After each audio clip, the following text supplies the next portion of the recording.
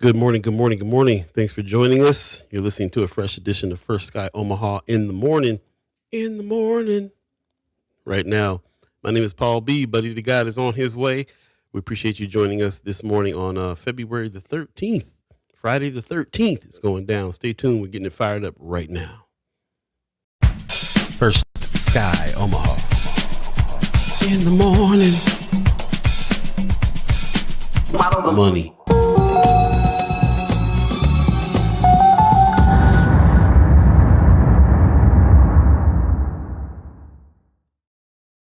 Once again, good morning, good morning, good morning. My name is Paul B. This is First Sky Omaha in the morning. Fresh edition is happening right now on this Friday the 13th. I'm here early. Buddy is on his way. He's a little late. Daddy duties. You know what it is. So just bear with us. But we're going to get this fired up. So, yeah, thanks for joining us this early in the morning. As you saw earlier, we have special guest Don Curry. My man Donald Curry's coming through a little bit later on the show. So we highly encourage you to stick around for that interview. It's going to be a great interview for this season. Season 4B, Follow the Money. It's going down. It's going down. So, I see some people in the chat already. I appreciate you guys coming on in. Kimber Snipes gives us a good morning. I feel like my mic is a little too hot. Let's see what's happening. Good morning to you, Miss Snipes. It's always good to see you in the chat. Always coming with the great information. Appreciate you. I've been thinking a lot about that Transformation 2030 that we are digging into now. So hopefully we can talk about that a little bit today. Appreciate it. Also, RG is giving us a morning, y'all. What's happening? It's just morning me this morning right now, RG. Buddy, the guy's running a little late, daddy duties, so he'll be in shortly. So stay tuned for that. He done left me with Leia Keister's Yippee Skippies. I got to do it myself. Let me try it. Good morning, Leia Keister. Happy Fry, yippee, yippee, yippee, yo, yippee, yay, yippee, yo, yippee, yay, yippee, yo, yay, yippee, yay, yo, yay. I messed up the last part. Close though, close. Appreciate you getting up, giving us the tongue twisters for this morning. Get the energy flowing. Appreciate that. Friday Yippee Skippies. There you go. Pop says good Friday morning. Mad love from Las Vegas. Appreciate you, Pops. Yeah. Okay, you staying in. Like you said, you be itching to contribute. We appreciate your contributions for sure.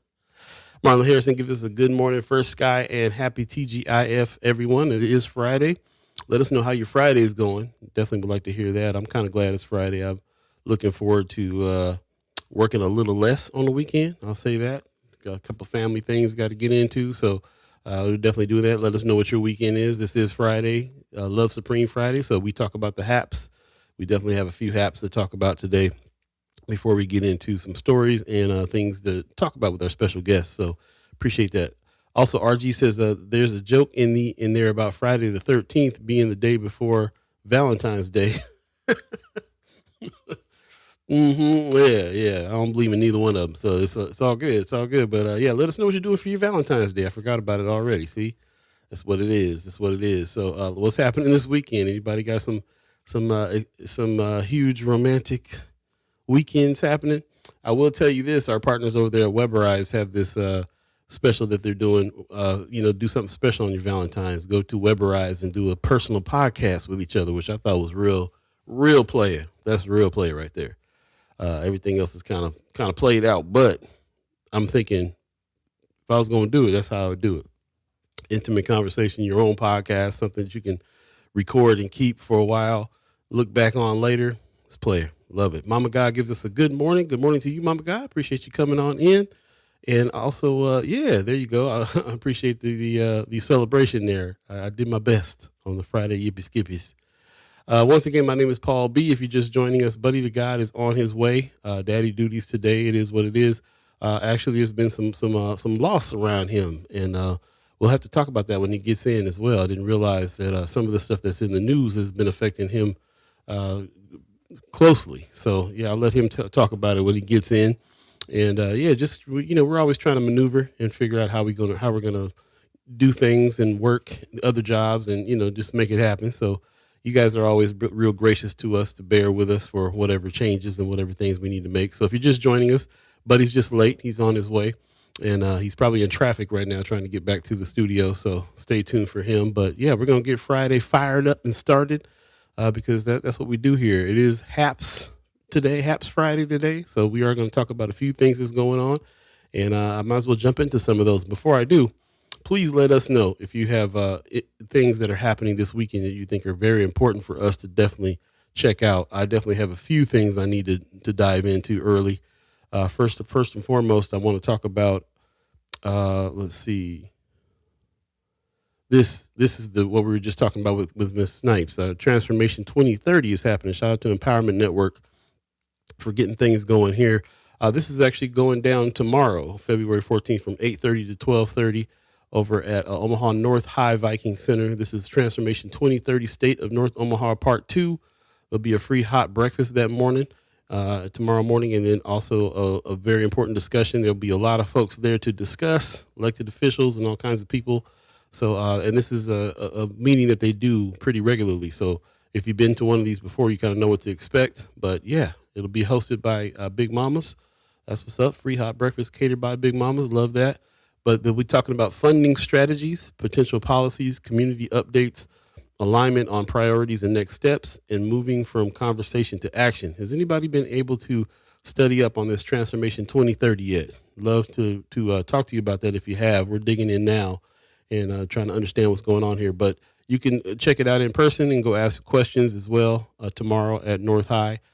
Go ahead and hit that QR code. We'll put that in Friends of First Sky Omaha as well for you to screen. Hit the register on the QR code or go to their website and register to come to this as well, so you know how many people's coming, how many people Big Mama got to feed. You know what it is. So, yeah, please register and check this out. And I can't wait to talk to you guys more about what's going on with this Transformation 2030. Next chapter. What are the plans? What's going on with the Empowerment Network, the network in general? And everybody who's in the network is going to be, is something we're also going to be digging into this year to find out. There's so many people. Every time I go to any of these meetings, I find out how many organizations, individuals, nonprofits, for-profits are connected to the network. Like Buddy always says, we're all we got, but it's enough, and it's more than enough. We really got a lot of resources that we don't always know exist. So we'll definitely be diving into that and seeing what the plan is for this 2030 Transformation 2030. Love to hear about it. We'll also have somebody on from Empowerment Network on in the next few weeks to talk about future plans as well, and we'll continue on there with that. So appreciate that. Pop says, I've decided to propose to myself tomorrow. I hope I accept. Right on, Pops. It's your Valentine's Day tomorrow. Sounds good. Self-love, Pops. That's right. There you go. Yep. I hear that. Yeah, let us know. It is Valentine's Day tomorrow. For those of you who celebrate, let us know what you're doing. If you're doing anything different too, don't tell me that you're going out to dinner, buying some flowers. I mean, what are the different things that are happening? Who's got some imagination out here for what's going on for Valentine's Day tomorrow? We'll see. I like what RG's saying. Friday the 13th today, Valentine's Day tomorrow. You're right. There is a joke in that somewhere. I'll continue on a little bit. We're gonna have a special Senator Cipher on Monday with Michaela Cavanaugh. Senator Michaela Cavanaugh, put some respect on her name. She'll be here Monday. And, she's always in the news. Of course, she got the reprimand yesterday that came down. So I'm sure we'll talk a little bit about that, and among other things, of course, because she is still a senator in there trying to do the good work. And, so we'll be talking to her Monday. So stay tuned for that. We'll dig into that a little bit more, but not today. Today is special guest, Brother Don Curry. He is doing a lot of construction around here right now, too. Some actual development is happening with Brother Curry, which I think is very significant in this follow the money season. We want to know how we can do that, how we can invest in land, how we can give back to our neighborhoods, the neighborhoods we grew up in. Can we buy property there, do some construction there? All that stuff is going to be very, very interesting to get down on in the conversation with him about. But let's go on. A few more things are happening. This is something that's pretty important to our team over here as well. Amplify Arts is putting on this public art and city planning panel discussion. Manny About Town is going to be on the panel. Looks like that's what's up. Also Megan Lutz, also our friend Lauren Martin over there, Amplify Arts. This is happening actually today at noon, from noon to 1 at the Ashton and Millworks Commons. So it's North Downtown. Definitely go check this out if you're able to. We've been talking about this. We've been talking about what's going on here with the arts funding being taken away, and how important it is, especially today on this what we call Love Supreme Friday. We want to talk about this. So What's gonna happen here? We're gonna talk about public art, city planning, ground rules, whole lot of things that are happening here. And this is going to be some beginning of the discussions with them. Highly encourage you to dig into Amplify Arts. They're doing some really good work. Shout out to Lauren Martin and everybody that's doing the good work here. So this is going to be something that's happening today. I wanted to make sure that we spoke on that today. And if you can make it noon today, highly encourage you to do so, please. Also, Marlon Harrison says Native Omaha Club is hosting a Black Power Day party on Sunday from 3 to 7 at the Elks. Yep, we got the flyer for it. We're going to be talking about that as well. Appreciate that. Wanda Lewis gives us a good morning. Good morning to you. Sean McCarthy says good morning, First Sky host and Chad Chimers. Appreciate you. Again, my name is Paul B. And this is a fresh edition of First Sky Omaha in the morning. In the morning. Hey, Buddy the Guy's back. Yeah, appreciate you guys hanging in there with us while we get this show started. Buddy, how you feeling over there? Daddy duty's all good? Yeah, everybody's situated. Babies. I had to get the babies to school. Family stuff going on. But we here. So again, excuse me. Appreciate you for holding it down, Paul B. Good morning, everybody. Coming through with the Friday Yippee Skippies and the Good Fridays and all that stuff. Yeah, thanks for tuning in. I attempted the Yippee Skippies and messed up at the very last part of it. So yeah, it was my turn anyway, so it's all good. Yeah, I think so. For a minute, I was mad, like, Buddy done left me here with these Yippee Skippies. Mm-hmm. Did it on purpose. But yeah, good morning to everybody. Thanks for coming through. Yeah. Looking forward to today's conversation. As Paul mentioned earlier, got Brother Don Curry coming through.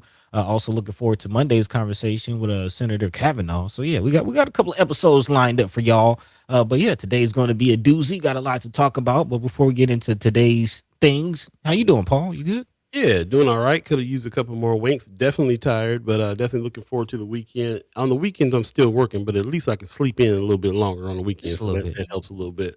But before we get out of the things that are happening, the haps that are going on right now, I definitely wanted to mention this is coming up over at the Union.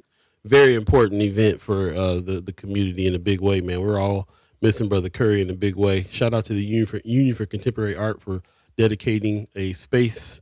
It's going to be called Curry Corner in the Canker Gallery in honor of Thomas Curry. We appreciate Union for putting this together, and this is coming up February 18th, so mark your calendars for that. It's another 5 days from now, but definitely mark the calendar 4 to 8.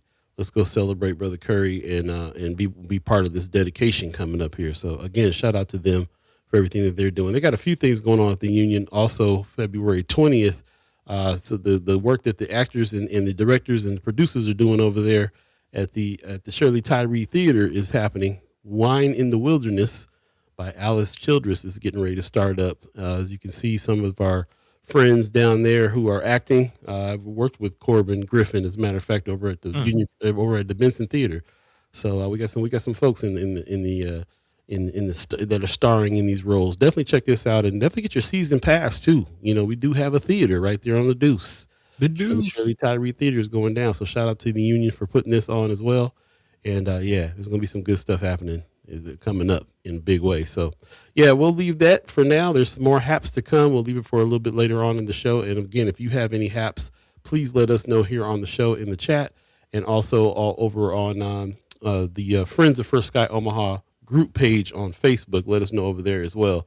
Do us a favor right now, share the show. If you're on Facebook, share the show on your page. That would really help. Also, if you're over on YouTube, share the link with somebody who you think might want to tap in today, hear about some of the things that's going on, and get into the discussion more importantly. So I appreciate that very much. Before we get moving on, North Omaha Book Club. This is RG saying North Omaha Book Club is getting Saturday morning at 9:30 at the Essential Gathering Place. So discussing chapter 3 of post-traumatic slave syndrome. So I like how you guys are digging into the book chapter by chapter. That's what's up. Yeah, so definitely check that out. We'll find some information on that, put it in Friends of as well. He says meeting Saturday morning. Okay, that'll work. 9:30 at the Essential Gathering Place. It's going down. Cool. Pop says, all right, buddy. Interest reminded me of Eddie sliding in and grabbing the mic on 5 Heartbeats. Hey. In the morning. And thank you, Sean McCarthy, for reminding me. Good luck to all the nominees and the performers at the OEAAs this weekend. Thank you. This I knew there was something that was slip in my mind. I was like, we need to talk about. So Yeah. it's coming up this weekend. Definitely get your tickets. This is kind of the highlight here. A lot of people scrambling around this week amidst life and everything, lifing and everything happening to try to put on a really nice award show for the 20th Man. annual. Highly suggest you get your tickets. Come through. It's going to be a good show, really good show, packed, entertaining, and of course supporting all the entertainers in Omaha. Man, give people their flowers while they're here in a big way. Man. Well, they Yeah. can smell them. As a matter of fact, there's going to be somebody that's going to be getting a stewardship award that's from the first Sky crew. Shout out to Amy Ryan, Hey. who we worked with over there at the Benson Theater for some years. Now she's over here doing some things with us at First Sky Omaha and is going to receive an award that night. So, Man, that's what's up. That's what's up. Hey, people, you forget about the B side. I have a lot of friends and lot of heads got their start. Some of their first shows was at the B side. So yeah, man, it mirrors my stories I always hear about my great grandfather's spot back in the day, the Showcase. Everybody I played with when I first got in town was like, my first show was at the Showcase. Man. And now this generation is my first show was at the B side. And look at us, we got something to do with all of it. So hey. right on. Appreciate you guys hanging with us today. 7:16 right now. If you believe in the concept of time, buddy, I know you got up early this morning to talk about what's happening and give us today's thread. What's going on today? Yeah, we're gonna be talking about a couple of things. Of course, I know a lot of you have seen what's going on with the vote. We talked about on Wednesday. Again, Nebraska is sending all of your information. If you're a registered voter, your information has been sent as of yesterday. So we'll talk about that. And also the SAVE Act happening on the national level. So we have some phone calls to make. We have some calls to action for our state senators. So I will definitely be talking about that.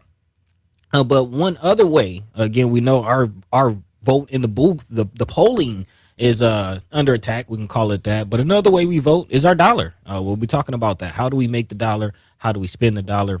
Of course, we have Brother Don Curry coming through a little later on.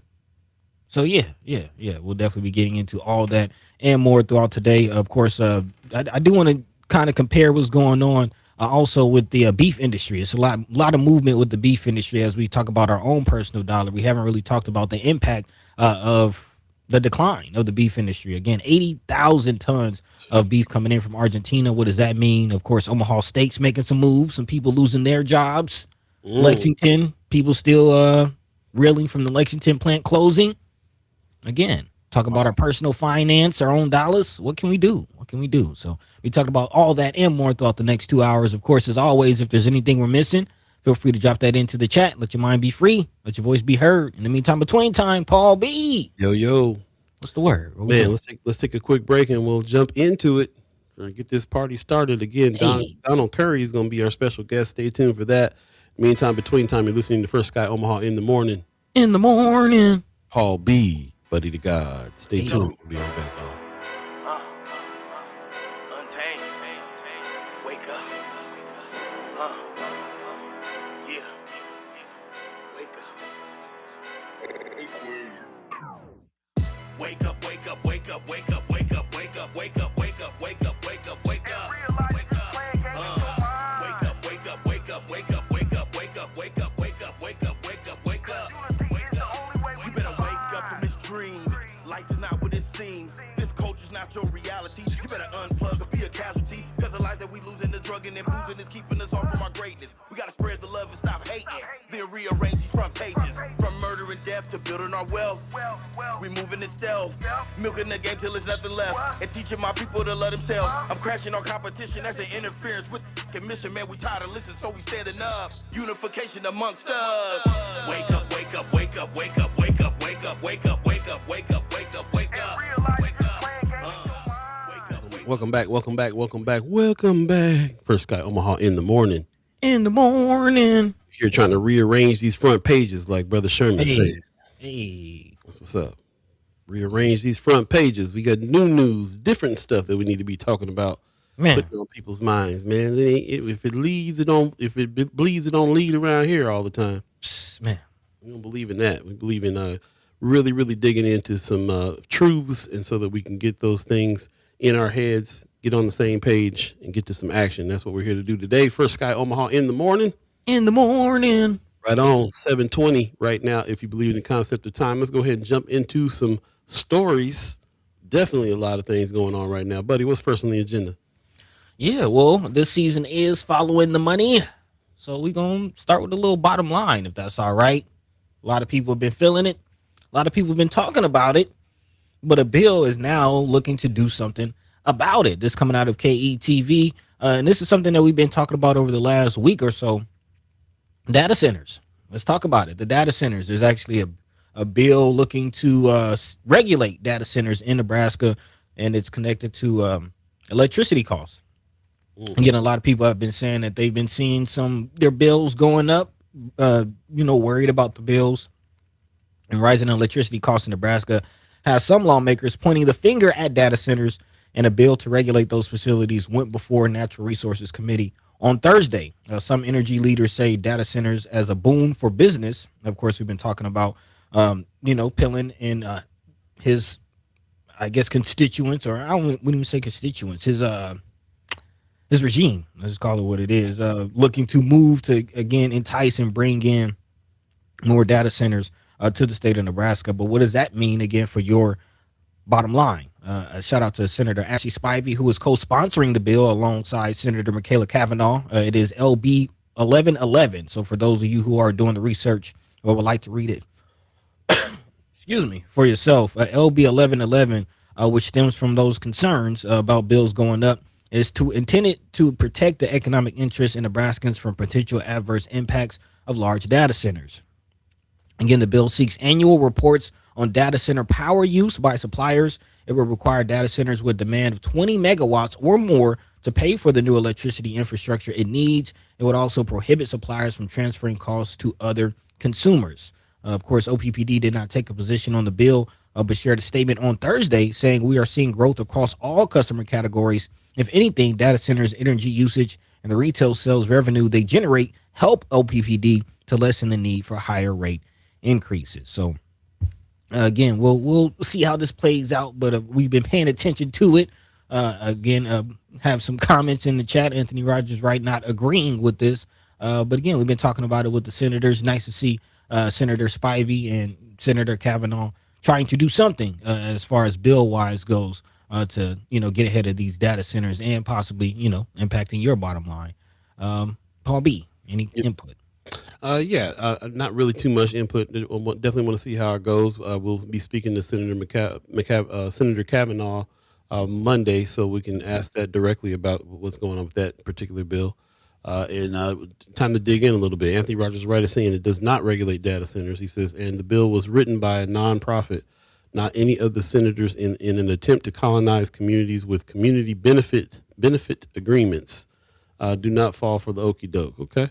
Something to look out for. Definitely want to dig in more myself and find out what's going on and ask some questions. So until then, that's what I'm going to do. We definitely have an advantage here being able to have the senators on and ask some questions directly. So we'll definitely check it out. This is the first I'm hearing about LB 1111. Yeah, same. But again, paying attention to any kind of legislation, any kind of fight really to put up against these data centers, because we're seeing the impact that they're having on communities around the nation. So kudos to any senator that's willing to get ahead of it and not get on the boat, as we've seen with some other elected officials. So there you go. I'm also thinking about that conversation we just had with Carol Blood, who's running for OPPD District 3, and her ideas about if data centers are coming, then they need to be offsetting, the cost by having, supplying their own energy, basically. And I thought that was pretty interesting. That's something to think about, the inevitability of them coming. There's a lot of people, I think, even in the chat and even in our ghost listeners, that are against these things coming, are actively fighting against data centers coming to Omaha, and got good reason to be doing so. But that doesn't necessarily mean that they're not coming. So, if there's something that somebody else can do, we'll see. We'll definitely see. Yeah, and Anthony Rogers, right? I know you're very active and vocal in the energy space. We've been talking about it. What should we be seeing, or what's some things that are working in your purview as far as this battle against data centers and really the impact on communities? Again, the leaning on the power grid and raising our bills. How can we fight it? Yeah, and if anybody else has some suggestions too, love to hear from you as well. I know that there's some people that have been involved with that, the Democratic Party, Precious McKesson, other people that are trying to listen to what people want and get behind these things. So definitely want to hear from you on that. But yeah, we'll definitely talk to Senator Kavanaugh when she comes on Monday and ask about this bill. Yeah, man. In other news, moving along, and this coming out of CNN, still kind of dealing with our bottom line though. Looking at this partial government shutdown that a lot of people is saying is inevitable, is going to come at the end of today if again those in DC don't agree on a bill to fund Homeland Security, which again is looking like it's going to be the foregone conclusion as far as for right now. But of course, what does this mean for our bottom line as far as a partial government shutdown? What is going to be impacted? Of course, last year we had the now nation's longest government shutdown, which we've seen some people, dealing with WIC and SNAP and other benefits being hanging in the balance. And now, not necessarily the case. Of course, most of those agencies have been funded through the vote that Paul you kind of keep talking about with the Democrats, bending the knee, if you will.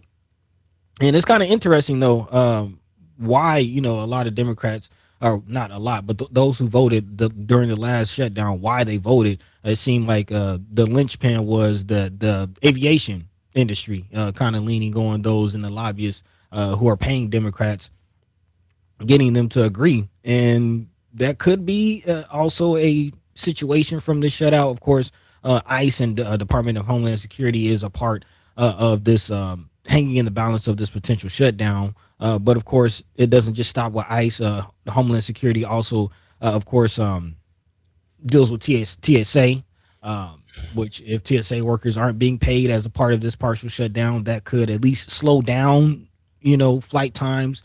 People extend waiting lines in airports.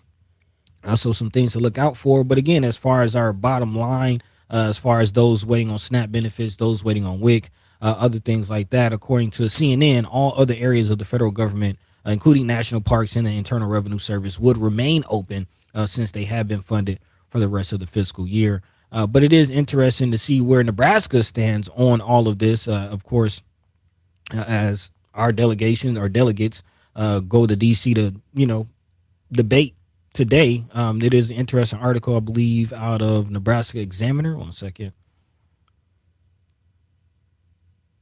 Omaha World Herald. Mike Flood speaking on the situation, saying that he doesn't think a agreement is likely on this situation. So by all means, it looks like we're going for another shutdown. How long this will last, we don't know. But here we are. What say you? Here we have been before, is what I say.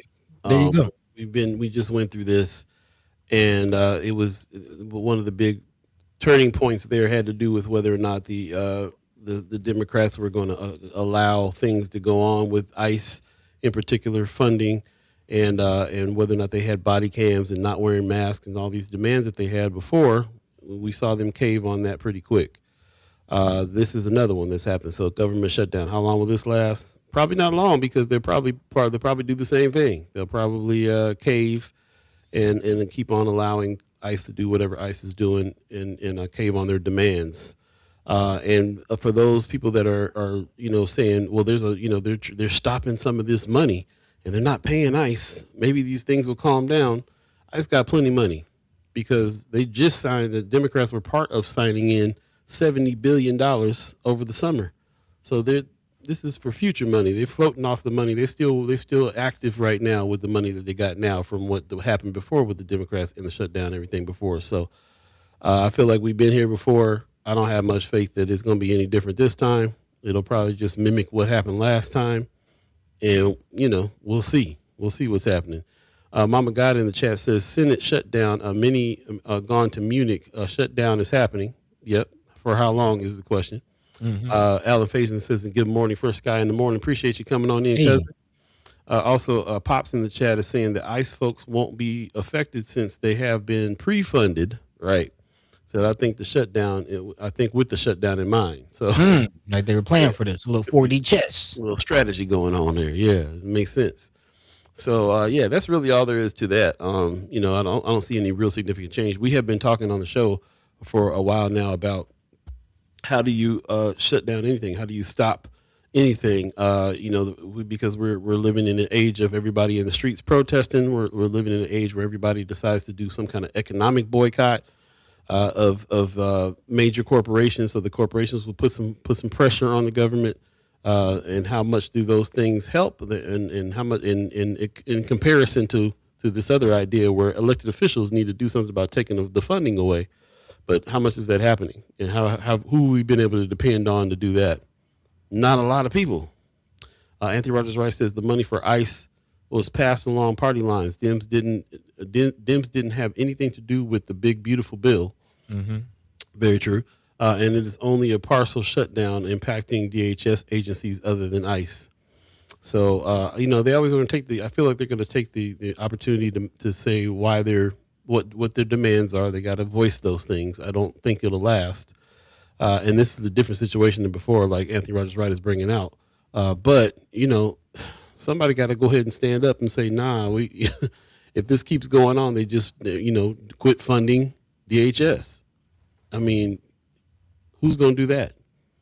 And like Pop said, even if they stop now, they've been pre-funded. So what's going to happen here? So we'll see. I think the question for us too is whenever there's a government shutdown, my first thought is who in our circle, who in the First Sky fam or Chat Chimers or Ghost listeners will be affected by this, be affected by the government shutdown. You mentioned WIC. You mentioned some other programs, but not just programs, but jobs. Who's a lot of government jobs. What about travel? Some people are not just traveling for recreation. Some people are traveling for medical issues and other things. What's going to happen if air traffic controllers aren't getting paid? We've been through this before. We've seen it before. And so how it's going to play out this time. Well, I guess we'll just see. But to me, it's just all in the theater of the situation. It's not anything that's solidly making any change yet. Maybe I'm wrong. If I'm wrong, let me know. Yeah, I think for me, the biggest thing in bringing it up today was just making sure that we're clear on what's being impacted, what's not being impacted by this partial shutdown, because so much, tension, so much calamity, just so much uncertainty happened during the last shutdown. Wanted to be clear on what does this mean? What does this mean? And what's to move forward? And also a little bit of how long will this last. I think it is fair to say, from our perspective, we have to see from the inside. Again, Nebraska Republican Representative Mike Flood in Omaha World Herald article kind of shared his thoughts on the situation, saying that he doesn't think that, again, there will be a deal by today, and that this could actually go on for weeks, possibly even longer. So we will see what happens with that situation per his view, but also just paying attention to Nebraska, how Nebraska's delegates are, agreeing or going along with this Trump situation. What does this mean for ICE in Nebraska? Because, of course, on the other side of this funding, it's not just trying to stop what's going on in Minnesota, but the expansion of it across the nation. We talked about the 287G agreements. We talked about possible, what does this mean for other agencies getting involved, not just ICE, especially if ICE is kind of their budget is wrapped, and this is something that just came to me, but if their budget is wrapped up in a partial shutdown, then they kind of have more incentive to deputize and to activate other, you get what I'm saying, sheriff's offices and local municipal police forces to help with that while their funds are possibly caught up. Again, this is something that's just coming to mind. But on that issue, in this Omaha World Herald article, Representative Flood was asked whether or not he, believes that there should be local and federal collaboration in this ICE situation. And he says that there should be a full investigation into the shootings that took place in Minneapolis before determining what would be in the best interest of the agency going forward. So that might be something that we see coming out of the shutdown, is a push for a full investigation. But again, additionally, Flood said he thinks state and local officials and law enforcement could be working better with federal immigration officers to keep temperatures down and avoid a quote unquote recipe for chaotic situation like in Minneapolis. Also, Senator Pete Ricketts said something similar in a statement to the Journal Star late last month, pointing to Douglas County Sheriff Aaron Hanson's comments on the professional relationship, quote unquote, professional relationship maintained by Hanson's office and ICE as an example of how local law enforcement can effectively work with federal immigration officers. There's also, the comment from top ICE officials saying that they're just getting started. So, in regards to this partial shutdown, budget debates, look for alternative moves to be made. I'm just saying that. So again, when they say we're just getting started, I tend to believe them. Yeah, and in more news there, we definitely pay attention to what's going on with some of our affiliates out there in Minneapolis, and they've been talking about that they're leaving. ICE has been moving on to other places.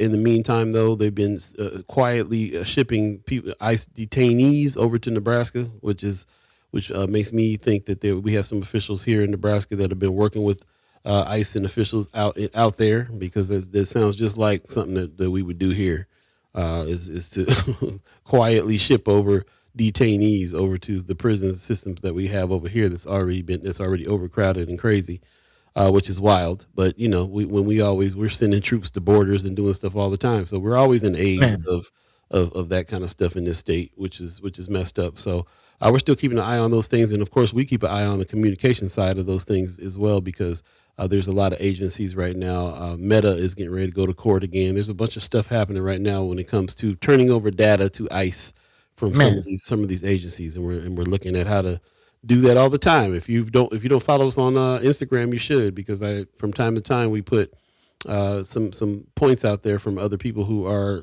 telling you how to take certain things off your phone to not be tracked, to turn certain things off, and so on. There's always something that we run across from people that are understanding what the game is here and doing something about it, so to limit you being tracked as much. You're still going to be very tracked because everything is about the tech, but there's some ways to circumvent some of it. So we got to think about it. Man, actually, I'm glad you said that, because I do want to dive into next this, Nebraska sending over voter information, and what does that mean? We'll definitely talk about the impact of the vote coming up in midterms, what to expect, what to look out for. There's calls for troops and ICE, speaking of ICE, for ICE to be mobilized to the polls.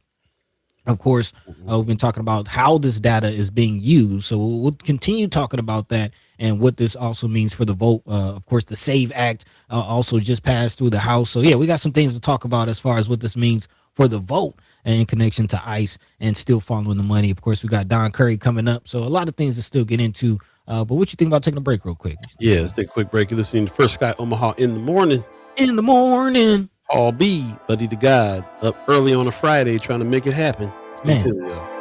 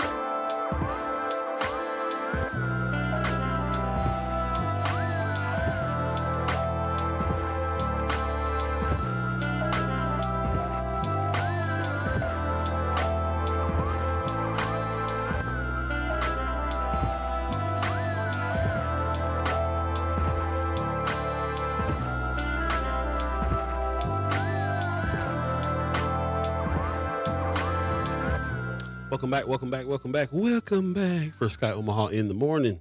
Paul Beeee, buddy to Gawd. Stay tuned. We have our special guest, Don Curry, coming on through. Highly suggest you tell a friend. We want to hear from some people that are doing the kind of work that he's doing. We really got to talk about what's going on with that lane of economic power, especially when it comes to our personal power, what we can do about our own personal finances. And can pick up that conversation we kind of started a little while back about how do you engage in capitalism without trying to engage in capitalism? How do you deal in the system that you're trying to buck against? How do you survive in that system? And all these things, there seems to be either buy in or don't kind of attitude all the time. But we got to try to figure some of those things out because, this is the follow the money season. And we do have to talk about what happens with our dollars, how we spend them, how we make them, and how we vote with them, which is a pretty incredible thing we've been learning lately. Hey. Yeah. Before we get into that real quick, I just want to jump into the chat because I see a couple people here. I appreciate everybody joining us. Marlon Harrison says, I know a lot of veterans, retired people are going to be affected by the government shutdown. Big time. Yep, big time. Mama God says the senators have gone home. Many even went to the Olympics. No one there to vote. Not going to be any government today or this weekend. That's wild. It's like, yeah, we'll pick this up when we get back off vacation. Ariel's 402 says, if you haven't hit the like button yet, what's wrong with you? Appreciate you, bro. Appreciate you, Mayor Sanchez. Yes, please hit that like, subscribe on YouTube, also like on Facebook, and share the show if you would. Anytime. You can share the show anytime, whether we're live or not. Make sure that your people get to see what we're talking about around here. We appreciate you guys very much for that. Hey. Meantime, between time, where we at, buddy?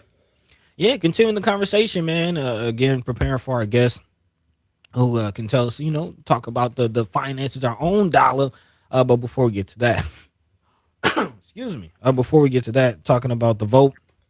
And Nebraska handing over, again, potentially sensitive voter data to the Department of Justice and what they're going to do with it. What does it all mean? And again, we've been saying it's all connected. Let's just call it what it is. ICE, the data centers, voter information being sent. It's all connected because from what we've seen, ICE is using this information that they're getting from these states, the voter information, storing it in these data centers and using it to target certain individuals. And it's very interesting now that, as we said, Nebraska going right along the Trump train, and this is just the latest story, latest chapter in the saga, if you will. Again, Nebraska has handed over millions of voter data and requested data to the U.S. Department of Justice, including parts that critics of the move have argued are potentially sensitive. Again, Nebraska Secretary of State Bob Evnen fulfilled his promise to give the federal government the data this week, despite some legal challenges as well. Of course, Paul, you talked about the judge deciding to drop the lawsuit that was kind of blocking this. But apparently there is another legal battle that is potentially going to happen in March. So there are, people waiting on that. But in the meantime, until that happens, the Department of Justice already has your information. Again, so far, the department has requested voter data from 44 states and Washington, D.C., with no plans to seek the information from all 50, with plans to seek the information from all 50 states. Again, coinciding with Trump's call to nationalize voting. Again, a few GOP-led states have declined or not responded during citing privacy concerns. A majority of Democratic-run states have also declined to turn over the information. Federal officials have also asked for states for names, date of birth, driver's license number, which, again, you've been seeing a lot about, these flock cameras and things like that, which is very interesting, and the last 4 digits of voters' social security numbers. The feds have also said that they want the information to help states ensure accurate voter registration rolls based on reporting in other states. Of course, in Nebraska, the state maintains more limited information.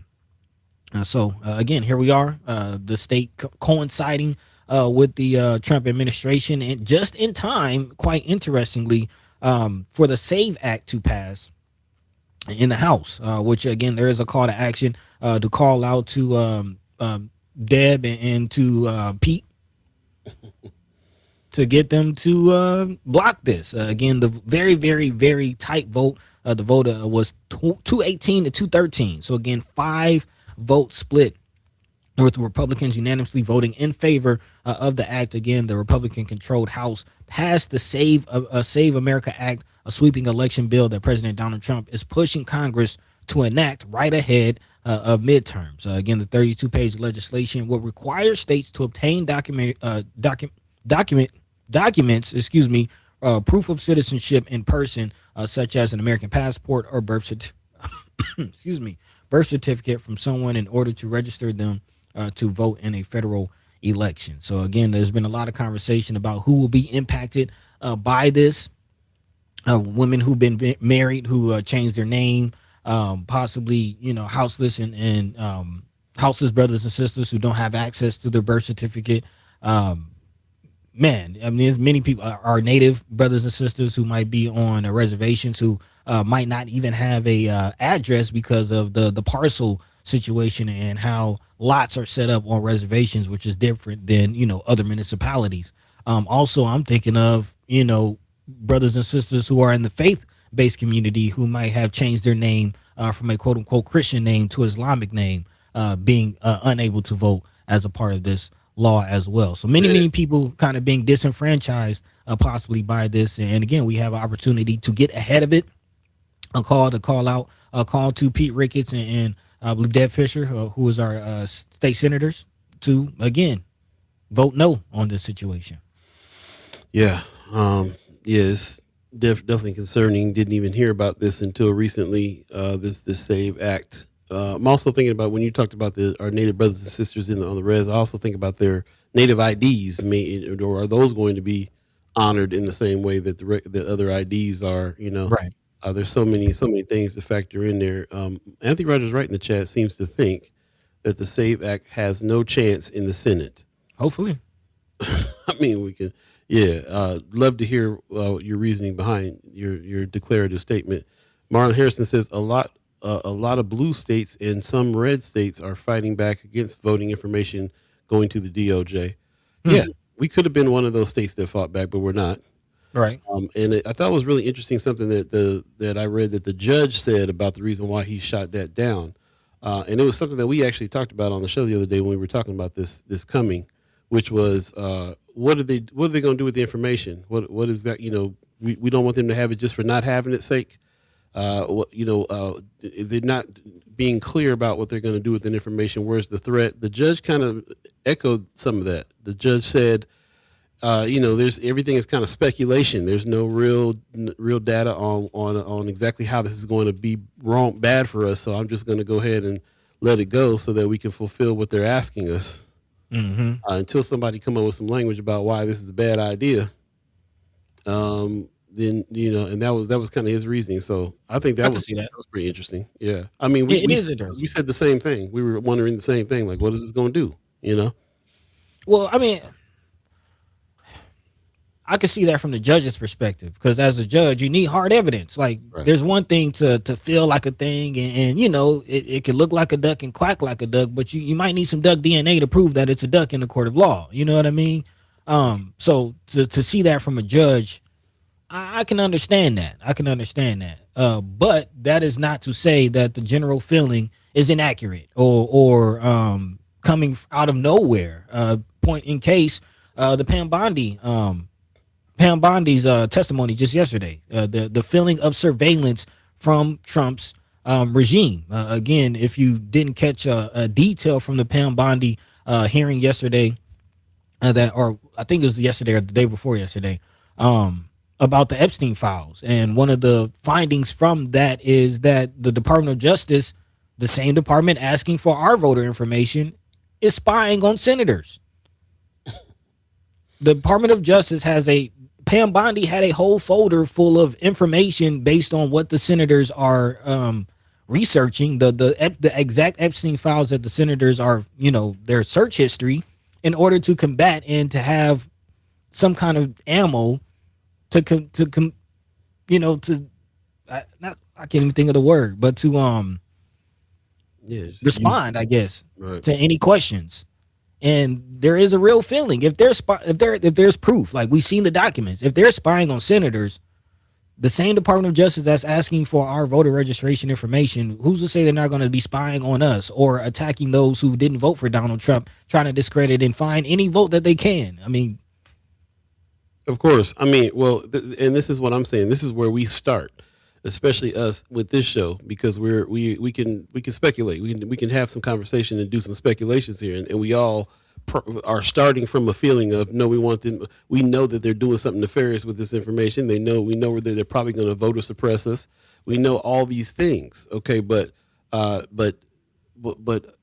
there, when you think about the strategy of them not even answering what it is they are going to do with it, mm-hmm, then it gives an out to people like the leaders of our state to say, well, I don't see any reason why we shouldn't, and we should comply with what what the DOJ says we should be doing. So we're going to go ahead and just comply because we trust that they're going to act right with this or act how we want them to act with this. Mm-hmm.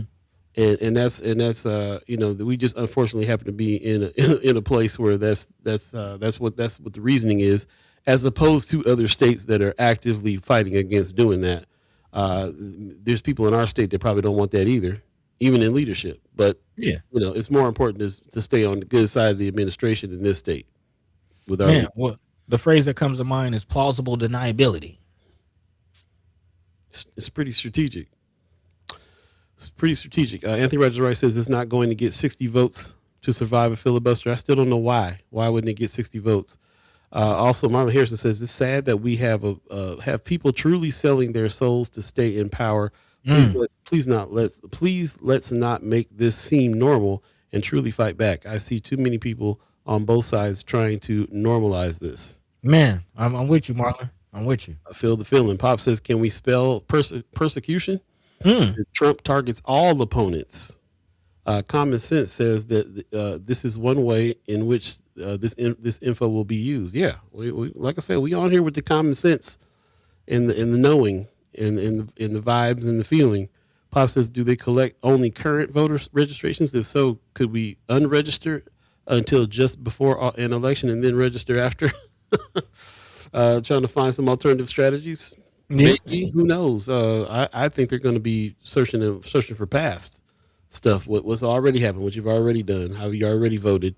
That's the information that they really want. And so we talked about it earlier in the show too. This is part of the communication piece that we have been trying to really pay attention to, because that's our lane. So our lane is how are the broligarchs and how is data being handled, period, just data in general. How is it being handled? How are they going to use it? What are they going to do with it? We already know that there's lawsuits and stuff that out there for some of the majors, Meta, Google, for handing over information to ICE. There's already people fighting that. They're working with ICE, so ICE can track people down and go find them. And of course, everybody's walking around the phone in their pocket, and if you don't think they're already doing that, that's crazy. Even if you don't say it out loud or they've been telling anybody they're doing it yet, they're still asking for permission, but they've been tracking you on your phone and with your data and information. I mean, listen, we're from the black community where we got rappers in jail. Man, hip hop cops. Hip hop cops that happened years ago. They've been in court for years over handing over data to law enforcement. So it is what it is, and I think that keeping an eye on these things is definitely what we got to do. But like I said, if you're in a place, I don't know how to express this any more fully. We already know it's a bad idea for them to be having our information. We actively do stuff to try to block a lot of our information going out. At least we try to. At least we try to do more of. Because we know it's a bad idea. Like Pop said, common sense. Yeah, of course. But like Anthony Rogers Wright is talking about, we also need them, if it can't get past 60 votes, we also need that kind of hard thing there as well for them to decide that. And that's a bunch of people deciding they're going to vote a certain way because of the same intuition that we are talking about right now. And I don't know if that's going to be enough. It wasn't, the plausible deniability is huge in our state and a bunch of other states, because that's how they strategized this. That's how they made it happen. They said, we're not going to say exactly what we're going to do, but we're not going to do anything nefarious. We're just going to, what are they going to do? Like, when you think about that, we're talking a lot about them turning over data. For what? Is anybody going to tell us what for what yet from their side? What are they even trying to make an excuse anymore about what they go? They just won't say nothing about what they're going to do with it, except they're on the manhunt. They're still on that hunt. They're on a hunt. Right. For voter fraud. That's all it is. They're looking for voter fraud, and they're purging voter rolls. They're looking for information. They're hunting. It's a continuation of the first Trump administration and how it ended. But it's been proven that there hasn't been voter fraud in the way that they say, and that's proven.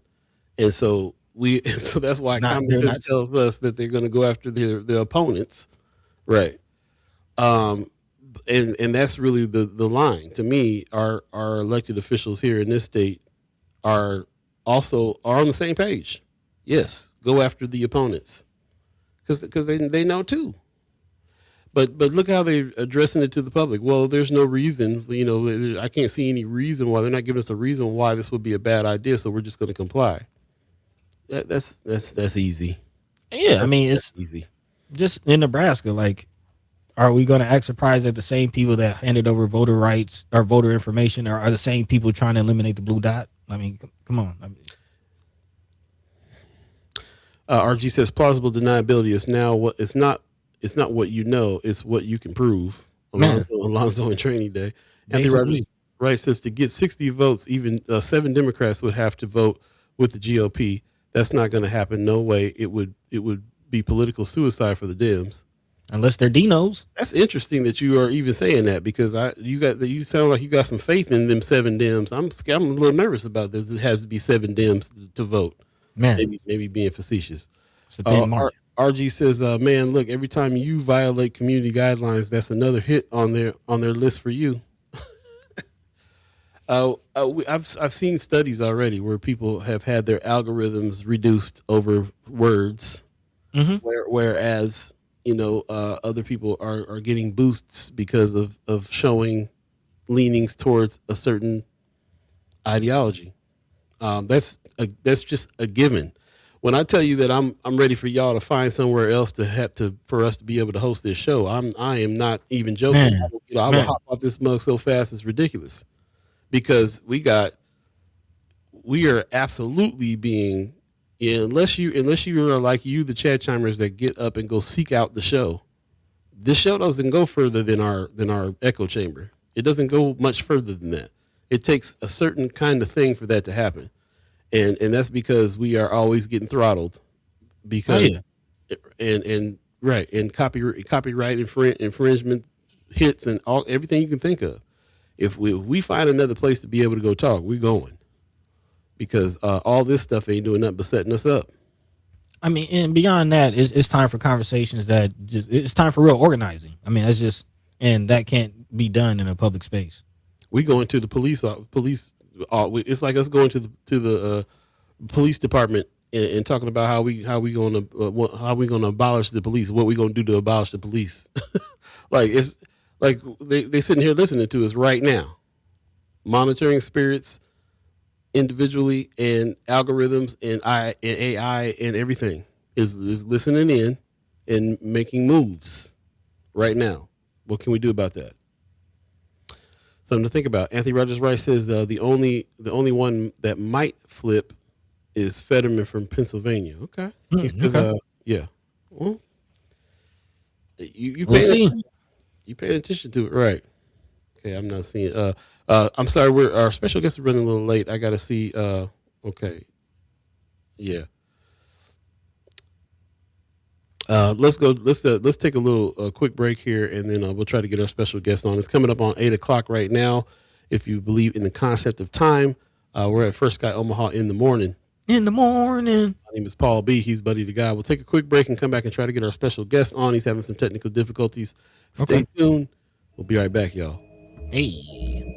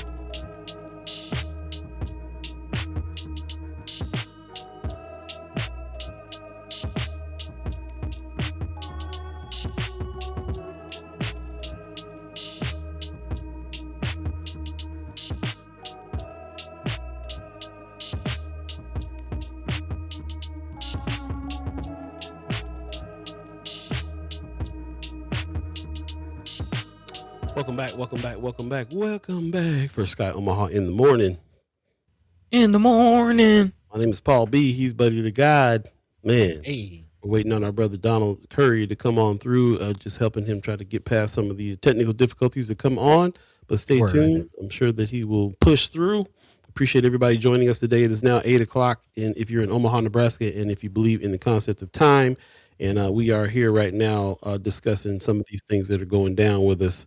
And yeah, we're going to continue to talk about that. Pop says, weren't there 8 Dems that flipped the last time there was a critical vote? Some have hidden agendas. Saying, Pop, Man. appreciate that very much. Dino's. Yeah, we're going to pick up this conversation in a minute because we have our brother Don Curry in the waiting room. We're going to bring him in and have a conversation. Ladies and gentlemen, without further ado, Brother Donald Curry, there he is. Hey. Hey. What's up, my brothers? What's up? Oh, sorry we had you in the wrong room waiting over there, bro. Apologize. No, for we that. are. We All are good. good. I was meditating. Nice. Yeah. Nice. That's part of my morning routine as well. Man. Appreciate Gotta get it in. you got the follow the money green on today. That's what's Yeah. Hey, I had to match the backdrop that you guys rock. So There you go. see There you the go. green Appreciate lights you. and all of that. Yes, Right sir. on, Yes, man. sir. Appreciate You seeing that. green, man. But always a pleasure to speak to you. Definitely thank you for joining us. For those who don't know, man, Don Curry is a entrepreneur, of course, a financial advisor, friend of First Sky, and definitely looking forward to this conversation. It's right on time, actually. Of course, before you coming on, we're talking about the vote. But we know another way we can vote is with our dollars. What Yeah, no companies doubt. we support, how we spend it, with our community, with candidates we support, with donations. So again, man, let's dive into it. Talking about the finances, our own finances, personal finances. One of the lanes, of course, financial power, and of Right. course, been in making some strides with development. So yeah, let's dive into it. Paul, you got anything? Yeah, no, I want to first of all just want to jump in and see what your thoughts are in general, and then maybe a little bit later on you could tell us a little bit about what you got going on with your construct company, and how you're doing that personally. Because I would like to learn from you and other people about how to use our dollars wisely personally, have financial power, personal power as well, not just as a group, but what we can do about getting our heads together with it. You know what I'm saying? Yeah, no doubt. No doubt. There's a lot to be said about collective economics. So, just matter of factly, just as you said, buddy, just go ahead and dive in and look at it from the standpoint of just wealth building in general. And one key area, it's going to be 3 areas I'll talk about. The first one will be life insurance. Second one would be investment accounts, IRAs, 401ks. And then the third would actually be real estate. So to that end, starting off with life insurance, you got to look at it from the perspective of how many family members that you may know in generations prior to us that have, passed on and left family members $500,000 to $1 million life insurance policy. It's kind of unheard of in our community, but other cultures, they use that as a stepping stone to actually build wealth. I mean, $500,000 life insurance policy that grandma had, $500,000 life insurance policy that grandfather had. And at that point, as those assets are passed on to the children and so forth, grandchildren and whatnot. So life insurance is one very overlooked aspect of building financial prosperity, or a portfolio that I believe that we don't really touch on, tap into, as they say, as a culture. And it's something that's, matter of fact, very easy to do. It could be $150 a month. I mean, some of us spend that, 2 times a month on a pair of sneakers. So, it's well worth the investment. And the second pillar would be real estate, which is currently the lane that I'm in right now, as far as my iteration, building generational wealth for my family. And as we all know, Omaha has the Omaha Municipal Land Bank. And, in my opinion, it's a good tool because it's actually helped me benefit right now as to where I am as far as construction goes with Curry Constructs, which is the name of my real estate company. Real estate development company, actually got my Class A general contractor's license about 2 years ago. So we are now on our 3rd multifamily development here in Omaha. I have two on 16th Street, one on 16th and Spencer, one on 16th and Emmett. And I'm wrapping up one now for a client off of 33rd in California. So been doing well with that. The client that I have off of 33rd in California, he had several vacant lots throughout the city and drove up 16th Street and saw me outside of one of my projects. And we got to talking and took the leap of faith and believed in me. And, 8 months later, he'll have two-story stacked duplexes, 4 bedrooms, 2 baths. And, again, initially set up to have a nice stream of income and, again, build some generational wealth for his family as well. And then the third pillar would be investing, 401k, the IRAs, if you would, and the whole nine. I used to work at TD Ameritrade and ended up getting my stockbroker's license after I stepped out of the restaurant industry, and kind of lit the spark in me again, just to kind of share information in reference to just the benefits of investing. I mean, even some guys out here that are just day trading with $5,000 in their accounts and making $1,000 a day between 7:30 a.m. to 1:30, they're done. And then they'll move on to, another source of income. So TD Ameritrade is no longer Charles Schwab, is currently where TD Ameritrade, they bought TD Ameritrade, if you would, but they have a platform called Thinkorswim. And it's just a matter of you going to CharlesSchwab.com, setting up an IRA account. You're not required to deposit any funds into the account until you're ready, but yet you get access to the Thinkorswim platform, right? And that platform, they give you $250,000 in monopoly money, if you would, for you to practice trading. So you literally can go out and purchase. Did a cousin of mine in Chicago has a nonprofit that actually similar to IB Black Girl. So she actually had a group of 10 young ladies in Chicago that were in her nonprofit. And then my daughters here in Omaha participated. But I actually had all of these young ladies set up accounts. This is about 2 years ago. So my girls were probably 10 and 12. Had these young ladies set up accounts on Thinkorswim, and they basically had formed a competition in reference to trading against one another. That's for a month. And the only guidance I gave them in reference to setting up a portfolio was that you should really look into purchasing shares of companies that you support. So Tesla, back then, wouldn't do it now, but that's my own personal preference in reference to Tesla. Right.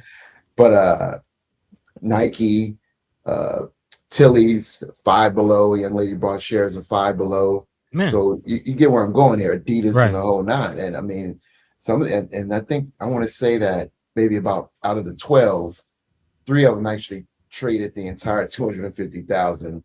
The remaining 9 invested 150 and just kind of pooled 100,000. But I mean, they were getting some good returns. A couple of them had 20% returns in 30 days. A couple of them had 12% double-digit returns as well. So again, life insurance, real estate, and investing would be, my guidance towards anyone that's actually kind of looking to kind of situate themselves for the long run. And I mean, I'm 56 and I'm still trying to build a portfolio across all 3 of those pillars for my children and my family. So I got a good 10-year run before I really consider myself to say I'm going to retire. And I believe that it's doable. So, you imagine, a lot of these brothers and sisters out here right now that are in their 20s and 30s and their 40s, as well as their 50s. I mean, it's out here for us to do. It's just a matter of seeking out guidance and, stepping out on faith and saying, you know what, instead of me spending $100 a month on eating out, drinking or something of the sort, let me invest $100 a month. Let me start pooling $100 a month for a year so I can go out and buy a vacant lot. Or, I know we talk a lot about, or I have been rather, in reference to acquiring vacant lots. But look at this theory I have. Imagine if you start off purchasing some real estate, right? So instead of buying a vacant lot, you buy a duplex. So side by side, stacked duplex, what have you. You live in one unit for a year. You got a tenant living in a unit. That tenant's rent payment should cover a good bulk. Let's just say, for the sake of discussion, maybe 75% of the mortgage payment, right? So you come in 25% and you're covering, the additional difference as far as making that mortgage payment. But now you're also able to save 75% of what you normally would have spent to lease a particular place to live, right? So now you're saving that 75% for another year. You move out of that duplex, and let's just say you decide to buy another duplex, or you buy a single family home. So now you have the duplex, both of those units are now up for rent, and the combined rent payment from the duplex is covering the mortgage, and then you should at least have some cash flow left over to help cover some of the mortgage on the second property. My theory is that if you did that 10 times, you're potentially sitting on $100,000 a year in cash flow, $1 million in 10 years in cash flow. And this is all while you're, you got a 9 to 5 or multiple streams of income. But to me, I mean, that's feasible, because not everybody wants to take the risk of basically doing new construction. But we all know that you can go to any neighborhood in North Omaha, at least, where I'm at right now and situated, and you can see abandoned houses. You can see homes that, just like you have folks coming into the community, knocking on the door, asking our relatives if they want to sell their homes, or leaving mailers in the mailbox saying, hey, we'll buy your home for cash. Every We can do day. the same. We can do the same thing. And I think that a lot of folks in the community would be much more receptive to us doing it versus others doing it, if you would. But Definitely. that theory of 10 to me, I'm schooling my girls on it, and my son's 27. So come next year, he's going to step out and start doing it as well. And again, it's just a matter of maintaining the properties, making sure that you're not. A lot of people say, I don't want to be a landlord, but why not? Look at it from this perspective. Most landlords run into problems when they get their rent, and that's all they do. They don't go check on the property. They don't drive by the property. They don't go inside of the unit to change the air filter. Going inside the unit to change the air filter is the best way to actually do an inspection. Change the air filter maybe every 3 months as well. So at least that point, you're staying on top of anything that may need repair in the apartment, versus waiting for the tenant to call you to tell you that something's wrong, which they may not. They may be afraid to call you and whatnot. So to me, it's one of the easiest means of building wealth, owning real estate. And I'll end it with this. One of the first billionaires in the world was John Paul Getty, right? And how you got the Getty Museum out in LA. That's my number one date spot, by the way. Is getting me. There you go. I should have known. Right, exactly. Come on, girl, let's go see this garden. Right, got the brother walking behind her with the boombox playing. Every time he said something smooth. So Getty started making his wealth, and date myself, because there were Getty gas stations on the East Coast back in the day, right? So he started off, just pretty much in the oil business from the standpoint of gas stations, but yet he was looking to negotiate to get a better rate and slide into, refining the petroleum for gas, and went over to Saudi Arabia and realized that they didn't have any shipping containers in order to move the oil from the Middle East across abroad, rather. So he basically developed the concept of shipping containers, built the first shipping container, became a billionaire. Caught an interview with him. And they asked him what his secret to success was. He said it was 3 things. He said, grab onto a trend, a thing, or something that's a trend, a theme, or something that's popular, and incorporate it into your business idea. Number 2 was multiple streams of income. Don't just depend on one thing to be your sole source of income. And then number 3 was build a team. Why should I have to put in 100% of my effort if I can get 100 people? And even if those 100 people just give me 1%, 5 people may give you 15%, but, build a team. So multiple streams of income, and grab onto a trend, a theme, something that's popular. And again, incorporate the efforts of others is the way that he worded it. And he stated in that term, why should I have to do everything myself when I can build a team? Yeah, feel that. Man. It's interesting what you're talking about. I'm sitting here thinking about the first time that we had you on the show before you were just getting into the development the last time you were here. Yeah. And it sounds like you've gone so much further. I mean, what was that? It was only like a year ago or something. When was the last time you Yeah, it came back? was. It was a Yeah. year. It was a year. Yep. And yeah, and so I'm just kind of thinking about your journey here and how you're doing that. And I go back to this question about how, if somebody does want to get started in this, how do they get started, especially if we're in situations where we're not even making enough really to pay for groceries these days. What's your suggestion on how we can get started with a little bit to amplify and reach more to get going on the first just any of the first stuff. I think that you already kind of stated that about insurance. You can, 100 Mhm. bucks, $150 a month. We can try to make that goal number one. But how do we get into like real estate when we're just kind of barely getting by with the job we got? Collective economics. I mean, I got one client that I'm working with now. They're looking to acquire a lot from the land bank off of 25th and Grant, and it's about 12 of them. And they've pretty much been pooling their money together for about maybe the last 5 years, and they're sitting on, a nice piece of change.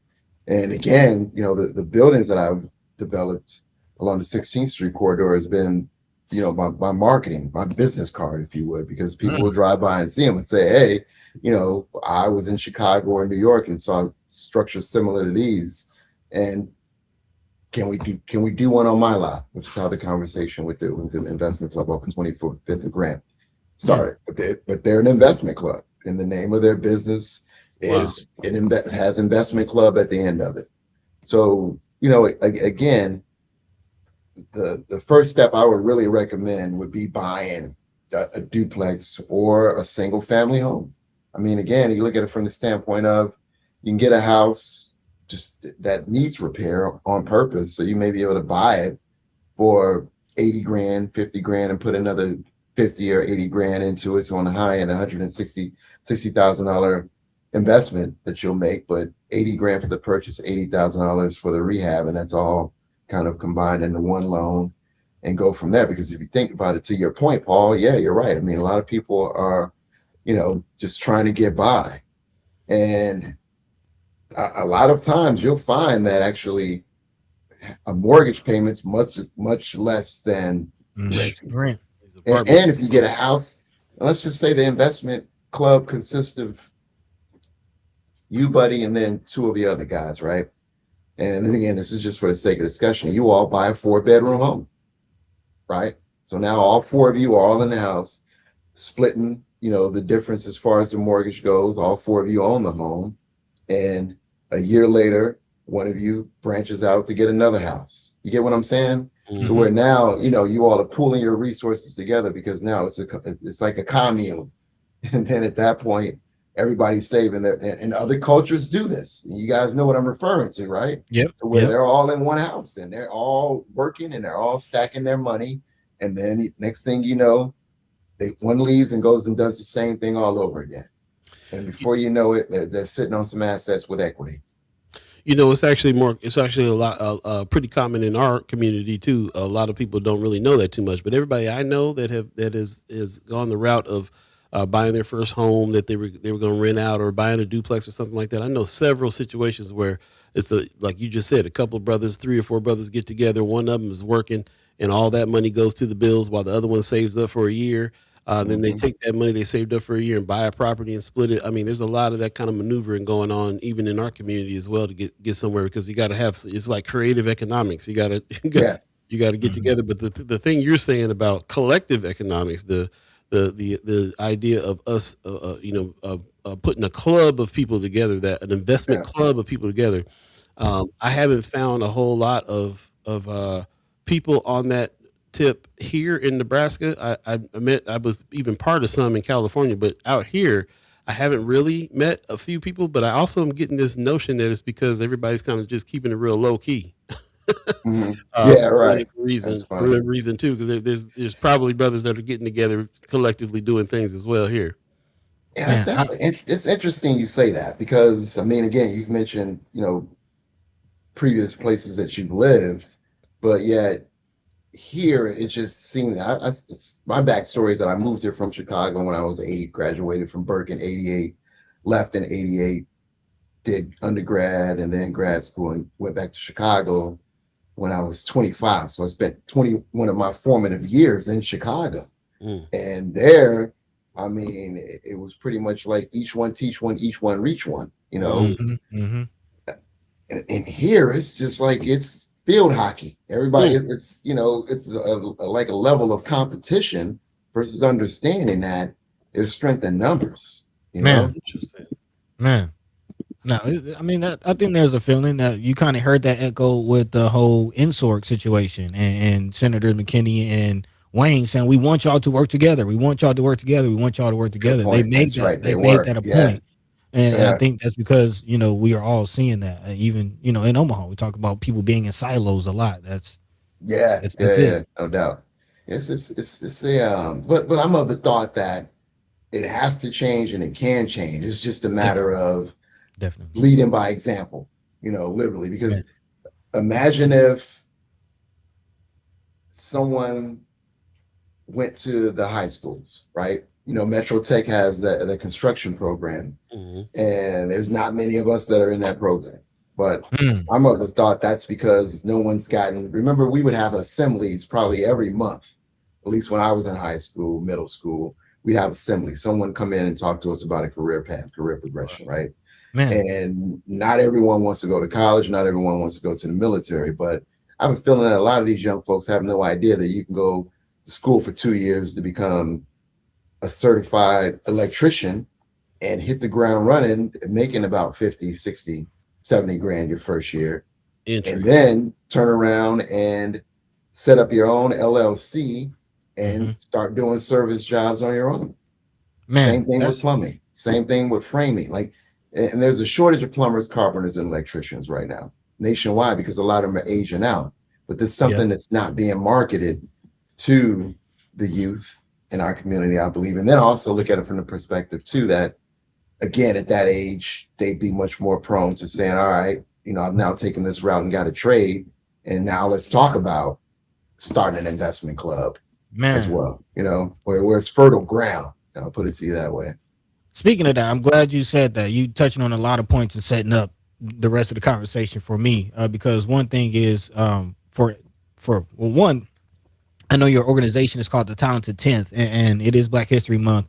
I kind of wanted to speak to that concept of the Talented 10th, what it is, and I'm glad you actually touched on, you know, some people of our community going into trade work and you know, how that can actually lead to economic development. But before we get to that, I wanted to touch on something you talked about earlier as far as getting your daughters into that investment, you know, speaking of investment clubs, getting them into it early on, and just our relationship with money, you know, growing up and you know, being taught that you gotta, in order to actually have a job making good money, you gotta go to the office and you gotta, you know what I mean? Like our relationship with money is kind of interesting. So my question directly is, what have you seen after your daughters went through that program, their change in how they view money, how they approach money, how, you know, have you seen any change in that from them being involved in that early on?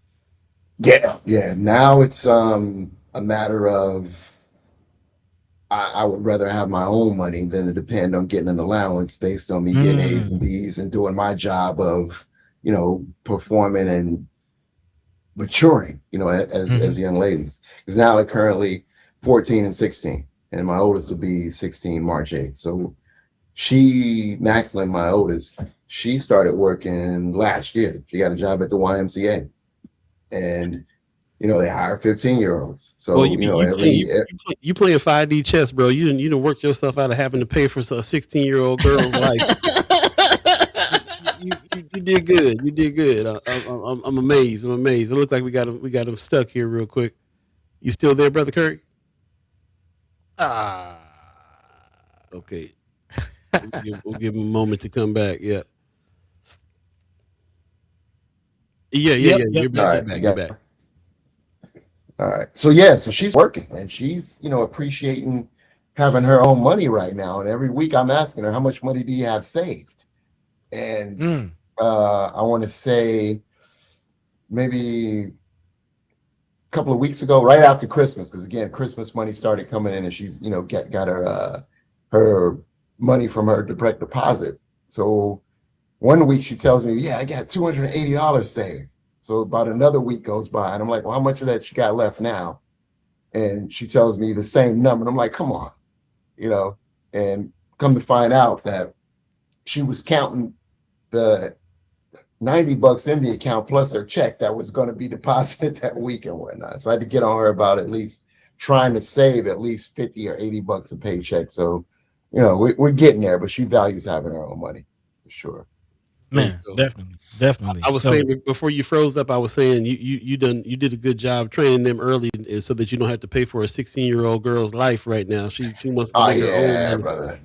Exactly. So, yeah. Well, in this last 5 minutes or so, I did want to dive into it. It is Black History Month, and again, name of one of your organizations is the Talented 10th, and kind of wanted to speak to the concept of the Talented 10th for those who aren't familiar, and also dive deeper into the heart of that kind of discussion or debate between W.E.B. Du Bois and Booker T. Washington, as far as as a community, how do we economically develop, and so can you kind of speak to your organization, the Talented 10th, and why you named it that and some of the concept? Yeah, so the theory of the Talented 10th came from the great brother W.E.B. Du Bois, who was one of the founding members of the Niagara movement, which in turn became the NAACP. Mm-hmm. And the premise and theory was that it's up to the talented 10% of the Black race. And that 10% consisted of the doctors, the businessmen, the educators, and the lawyers. Anybody with any type of financial wherewithal to reach back and pull up the other 90% that were behind the veil, but didn't have the foresight to lift the veil, right? So what he was hinting at and stating is that, I mean, again, each one reach one, each one teach one, but kind of, it was viewed as being an elitist theory, if you would. So then you have Booker T. Washington, who was saying, no, that's not the way for us to lift our folks up from slavery. We need to learn skills, trades. We need to set ourselves up to be indisposable to society instead of looked at from the standpoint of, I can just toss you away because I can get another slave. So again, going back to plumbers, carpenters, electricians, and the whole nine, those two opposing dichotomies existed. So I look at it from it being kind of like an oxymoron that, I have a real estate development company called the Talented 10th Group, and it's incorporating the trades as far as construction and whatnot as well. And you think about it, I mean, that same battle's taking place right now. You have a lot of folks that, turn their noses up at just the mere fact of taking a construction job, and those that look at it from the standpoint of, I want to attend an elite university or versus going to an HBCU, so the same thing's taking place right now. You think about it too. I mean, we're only maybe 58 years removed from the Civil Rights, 1964 Civil Rights Voting Act, if I'm not mistaken, right? Mm-hmm. So that being the case, I mean, we've come a long way in a short amount of time. You know what I mean? Mm-hmm. It's interesting you're saying that too. I'm looking in the chat right now too, and I'm seeing Marlon Harrison saying, I want to push back on trade school narrative. The Empowerment Network, Untamed, 100 Black Men of Omaha, and the BAA have been teaching kids about the trades and vocational education. So what do you mean about pushing back, Brother Harrison? Are you saying that we do have people in our community that's teaching these things? I didn't say we're not. I just said that, it's just needed. I didn't say there were not people doing it. Yeah. I'm trying to understand his question. In the meantime, Anthony Rogers Rice says Du Bois later left the NAACP for political reasons. So he's give a little knowledge back there. But I kind of like what you're diving into here, talking about combining those two ideas. Because there has been when I saw Talented 10th, I was like, I bet you get a lot of controversial arguments there. Yeah, no doubt. And then the people that have no idea, what it even is, I'll have to Right. break that down. And then the looks on their face is like, so, you know, yeah, what about the whole reaching back and, helping people come up? And I'm like, well, again, I'm providing affordable housing. I mean, the units that I'm building, at least my projects, when we're doing, like, I had a framing inspection for the development on this one, 16th and Spencer. So we just had a framing inspection Friday, as a matter of fact, last Friday. We passed the framing inspection, and the inspector was like, so let me just be clear. This each unit is one, each floor is one apartment. This is how big these units are. So on 16th and Spencer, the first floor is 3 bedrooms, 2 baths, and the second floor is 4 bedrooms, 2 baths, and the third floor is 4 bedrooms, 2 baths.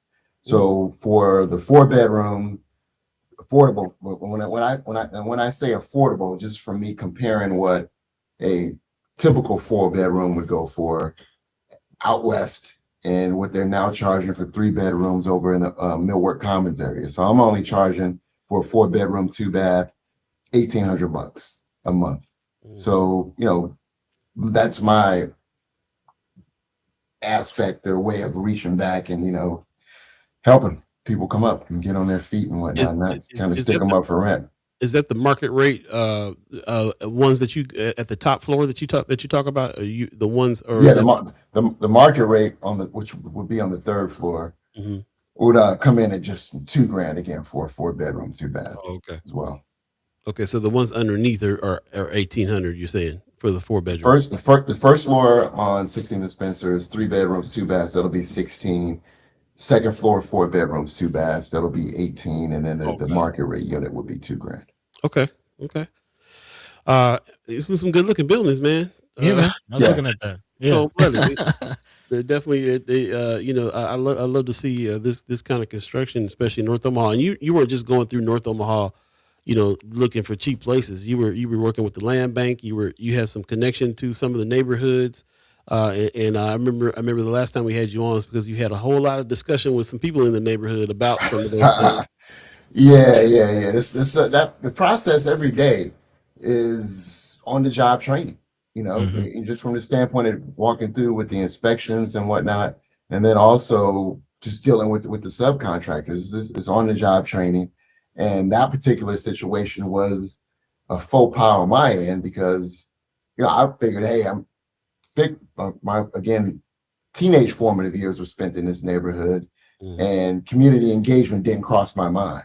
Right. So, when it got to the second project on 16th and Spencer, some folks just wanted to meet me. And I guess that was the best way for them to go about us meeting one another and whatnot. And I hate that it took place in a public platform because it most definitely should have been a conversation that could have been had at, a coffee shop and scooters or something of the sort versus it being, taking place in front of the planning board and city council. But we resolved it, and it's nothing but love now over here for sure. That's what's up. Yeah, I think you handled that the best way you could, given the situation. Yeah, no doubt. Well, Brother Curry, I don't want to keep you all day long, but I got to say, I want to have you back and talk some more about this. This season that we're doing right now is called Follow the Money. And there's a lot to it. It's not just us following things politically and figuring out where our dollars are going, but it's also us figuring out some things like what you're talking about right now, personal development. I really love the collective idea of us, putting investment clubs together and working together on things. That's definitely our style, what we love to do. Me and you've been friends for a minute, man. I've been watching your journey. You started in the food business. I still no doubt. I still miss them turkey tacos every day. Man, Rockets Canteen. Yeah. Rockets No Canteen. doubt. And I saw you work in that industry, which is a tough industry to be in as well. When you got out of that, you went into some areas that we are trying to go into, learning about investment, learning about how to make the money work for us. And then also, down the line, we also are looking into looking at investments when it comes to properties and things like that. Of course, we all want to own homes, and we also want to make our money that way too. We know that generational wealth is, well, what we are understanding now is being built by those 3 pillars that you talked about a little bit earlier. And I've watched you put your money where your mouth is for the last 10 years, really, with all the things that you're talking about. So I appreciate your example and your wisdom I love watching the growth. The journey that you take in here to do what you're doing as well has been really interesting to watch. So I appreciate you coming back and filling us in on some of that journey. I feel like we lost. Are you still there? Okay, No, cool. I'm here. I'm here. I'm here. I just look like I froze, right? But I'm here. You froze good. I was like, now freeze. I Man, was like, hey. this year makes 10 years since I've been back here, and I mean, again, it Man. seems like it's flown by. So that's why Yeah. when I quantified, a good 10-year run, and it's possible for anyone to do it. I mean, 10 years has flown by, right? So it seems like we were just in the canteen just opened. Man, Seriously.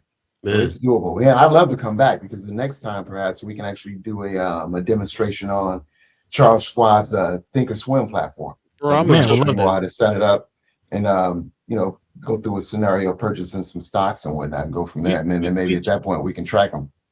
We jumping on that, bro, because I listen to Marketplace every morning. This is brought to you by Charles Schwab Thinkorswim, and I hear that phrase every day, and didn't know what it was until you came on and told us. So Man, there you National go. Public Radio. Which one? What station Hey. you listen to? I listen to WBEZ, the one out of Chicago. oh, okay. National I'm Public Radio. KIOS. I listen Local. locally KIOS Yeah, around local. here. Local. But yeah, every morning before I get on the show, man, I listen to Marketplace, and that's who they sponsored by, and I'm like, come on, Yes, sir. That's Man. what it is. Actually, Swim out. speaking of that, before we get out of here, one last question coming from the chat. Shout out to my Yeah. man Mayor Sanchez, Ariel's 402. Yeah. Hey, he's asking, what does he see? Talking to you, brother, as a getting in on the ground floor investment for the future. So, brother's looking for investment tips. Is there any stocks out there that you're looking at? Anything revolving around AI. You think about it. That anytime you hear you got the government, you got cities and states welcoming AI plants into the town, and again, knowing how much water and electricity these places are going to use. Anything revolving around AI or semiconductor chips right now are hot. I'll put it to you that way. And then you can also find mutual funds or exchange funds that mirror the S&P 500. So they're not actively traded. You got the exchange traded funds and the mutual funds are not actively traded, but the makeup of the portfolio will mirror the stocks that are in the S&P 500. But yet your individual stocks, again, that they're going to have much more volatility. You could buy one at $10 one day and it could be worth $5 the next day. And then at that point, you got to kind of decide if you have the risk tolerance to know that you may end up losing your entire $10, or you're going to sell at $5 and look to buy something else with it. Yeah, a But lot AI and anything revolving around the S&P 500, because it's been on a crazy run as far as just the growth every year by year. Man, and the semiconductors. You was heavy on Yeah, that. I just put a new RAM in my computer, and I just looked There at you the go. price. Man, Yeah. the RAM chip I bought it like a year ago. That RAM chip was like $50. I just looked for that same RAM chip today is like $80, $100. You know what I mean? Yep. So yeah. Same here, man. NVIDIA is the Nvidia's semiconductor Yep. company to look at. NVIDIA. It's Take a killing look it. at that. And also too, for our brother Warren Buffett. I mean, if you just bought one share of Class B, you'd be all right. Again, one share. If you go back and look at the growth of Class A, right? So if you would have bought one share of Class A stock 20 years ago, I mean, the growth on that up until this point is crazy. So if you just bought one share of Class A just for your youngins right now, or Class B rather, which I did for my daughters, and that you can add to it. But 20 years from now, that those couple of shares of Class B are going to be worth something. So what I'm getting at is that go look at the growth of the Class A share of Berkshire Hathaway, and then compare that to what you foresee Class B doing. Does that make sense? Yeah, that's really interesting. I definitely want to get some more information on that. I think that it's really important. You don't work for any of the like TD, you said TD Ameritrade gone, so you're not doing. Are you doing any financial advising right now? No. Okay. I mean, other than this right here, Yeah. more than anything. But no, I like the I mean, idea. I'm one of those cats that what I learn, I like sharing. So I mean, again, your success is my success for sure. I Each feel one that. teach one.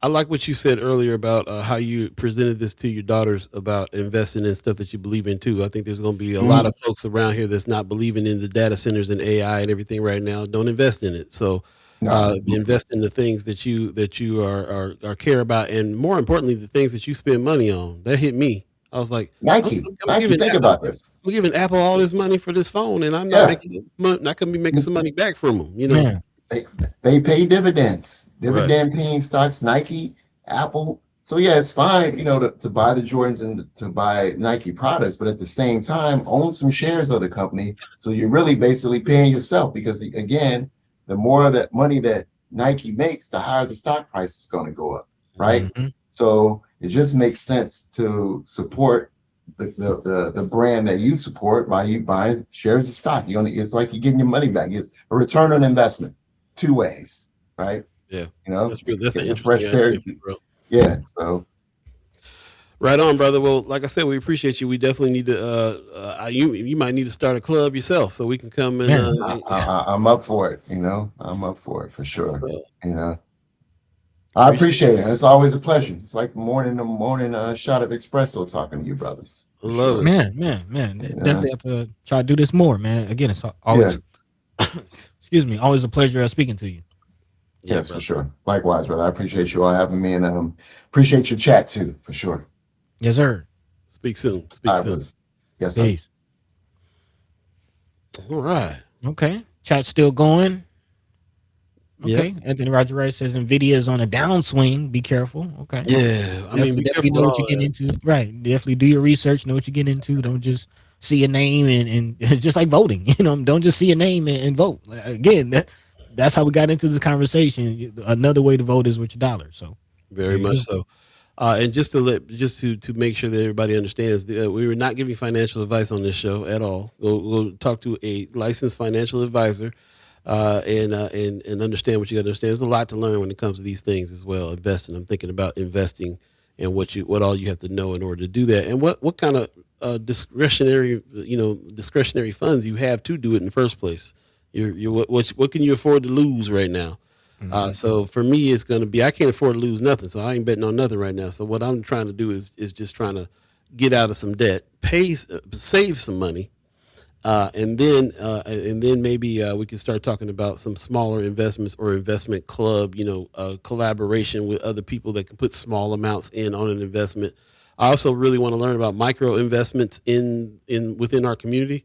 There's a lot of people that got a soap company or something like that, want to expand, and we can give them a $500 loan or something like that, or invest $500 into their company and move on. So they do this in Africa a lot, micro investments. There's a lot for us to really kind of discuss with that, and that's what I was thinking about. We're already 13 episodes in on the Follow the Money series, and I'm like, when we gonna get to we got to get to some of these parts. We definitely got to talk about these and learn in the same way we've been learning things about how our unicamera works. We need to learn things about how investment clubs and money in collective investment and stuff like that works around here. Who's doing it? Who's the part of this? Yeah, big time. Couple of thoughts. First of all, I definitely appreciate just Brother Curry and the conversation. We definitely need to have these conversations more. And I just want to hammer home the point. Again, to echoing what you just said, that the whole point of that conversation wasn't to give tips on as far as telling you stocks to invest in. Right. It was to hammer home the point and to open up really the conversation about this sentiment I keep sharing. We're seeing what's happening with the actual vote. We're seeing the SAVE Act. We're seeing moves towards our vote. But one thing we can control is how we vote with our dollars. So again, to Anthony Rogers' right point, he's asking, are we comfortable as Black people making money off the extraction of natural resources from Africa and child labor? I will hope not. And again, we're not saying that you have to go invest in Apple. It might, be a financially good move, but we're opening up the conversation. What are some Black phone companies out there that we can invest in? I mean, that's the point to me. Right. If you really want to make some money, go invest in prisons. But are we going to tell you to go invest in prisons? No. But we're having the conversation about how our money moves and what that really means. Right. Yeah. And also I didn't get a chance to talk to him about this while he was on. I want to next time, but I want to jump to the legislation part of this as well. What are some of the things that you look at when you're in the realm of buying properties and doing some development? Then what things are coming up in the legislature? What bills are happening that are moving into? There you go. All right. Well, yeah, I'm glad you. Yeah, we on. Thank you. Alley, you slam dunk. You. Because I want to talk about the beef industry. We're talking about Buffett. You're talking about legislation, how it impacts investments and things like that. Buffett is, again, if you don't know about Buffett, definitely look into him. And he's one of the vocal investors in commodities. He doesn't believe in the tech stuff, and he wants to invest in cattle. He wants to invest in land. But what happens when you got an administration that is making some changes and making some moves that will impact things like cattle, which is also funny, Paul. I did watch Trading Places, which they were commodity brokers in the movie. Right. I already had breakfast, fellas. Yeah. No, this ain't breakfast. Do you know what commodities are? So let's talk about commodities. And one of the biggest commodities, actually talking about economic development in Omaha, and I just love when all this comes together. Industry, two of the biggest industries that have developed, especially North Omaha, is the railroad industry and the meatpacking industry. And the meatpacking industry, by all means, I have several articles, is not looking good. This coming out of KMTV3, I'm talking about the 80 tons of beef that's not coming from Nebraska, or excuse me, not 80,000. 80,000, excuse me. 80,000 tons of beef is coming to the U.S. from Argentina after an executive order from the White House happening at the same time cattle numbers in Nebraska are reaching major lows as many shoppers are paying more for beef. In a release from the Trump administration, that 80,000 tons is planned to be imported in chunks throughout the year from smaller producers to be able to use that policy to protect the breeding stock that they're trying to develop. Right now, there's nothing available out there for them in risk management. One individual, Mike Drennan, who's a cattle feeder from Columbus, Nebraska, says that he's seen the market fluctuate because he's been in the business for a long time. Basically saying since I got out of college in 1982. So you think about it, it's been a few years. Of course, a major flood struck in 2019, impacting the. Looks like my tablet just died. But again, 80,000 tons of beef coming from Argentina, again, impacting our cattle industry in Nebraska. But not just that, of course, we have the closing in Lexington, which is, not just impacting the ranchers, but those working in the meat packing plants. I believe 3,000 or so employees are now trying to find how to feed themselves in Lexington. Of course, there's been some silo closures in Iowa. We're seeing those farmers in that area be impacted as well. And then couple all of that with the news of Omaha Steaks, again, changing their policy and not, I don't know if you heard about this, Paul, but yeah, Omaha Steaks has decided that they are no longer going to deliver or give product to local restaurants. It looks like they're moving towards chains and trying to get their beef into chain stores like Walmart, Kroger, and what have you. Wow. And that's having an impact locally. And you can kind of, draw a connection between what we're seeing there and what's happening with the beef industry. And again, I bring all of this up to say, times are changing and we need to look at money. Like if Warren Buffett has sworn by investing in beef and things like that for a while, and it's not looking good. He probably killing, man. If that's the case, I don't know. Have you guys been seeing the price of steaks lately? It's rough. I ain't eating no beef in a minute, bro. It's like it's starting at $27-$28 for a T-bone or for a New York strip or anything. It's crazy prices on that. What's killing me, of course, we've been talking about that those layoffs at Tyson and how that affected that particular town, but not just the town. It's affected all of Nebraska and especially exports. And it's funny to me because I went back and looked at something in October. Back in October, this was the headline here. Nebraska leaders push back on President Trump's Argentina beef imports idea. Remember we was talking about this? Yeah, man. He was talking about trying to import beef from Argentina, and they were all like, "We don't need no beef from." Are you crazy? They was all about it. And then the headline today is deal with Argentina will bring 800 million of beef to U.S. because he's got to make the deal with Argentina. We've lost out on a whole bunch of beef here in the state as well. And I think it's really wild that was in the headlines back in October. Here we are now. I don't know did anybody know Tyson was going to close down? Did anybody know about what the beef industry was going to do between now and then? Maybe they're asking for it now. Maybe people are happy that this Argentina deal is coming through. I don't know.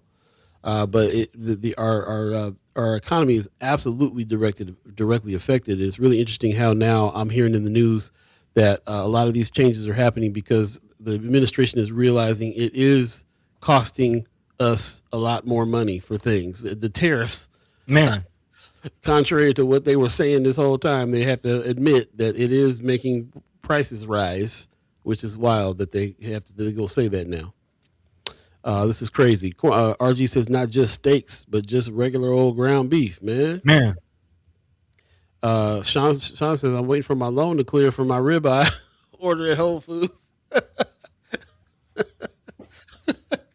I had to get a loan. I had to take out a loan on that one. Wanda Lewis in the chat says, remember the farmers were paid not to be productive. Yeah, I do remember that. I remember they were getting subsidies and stuff to not grow so much and keep this special corn. Special corn. So where's the beef? I remember that.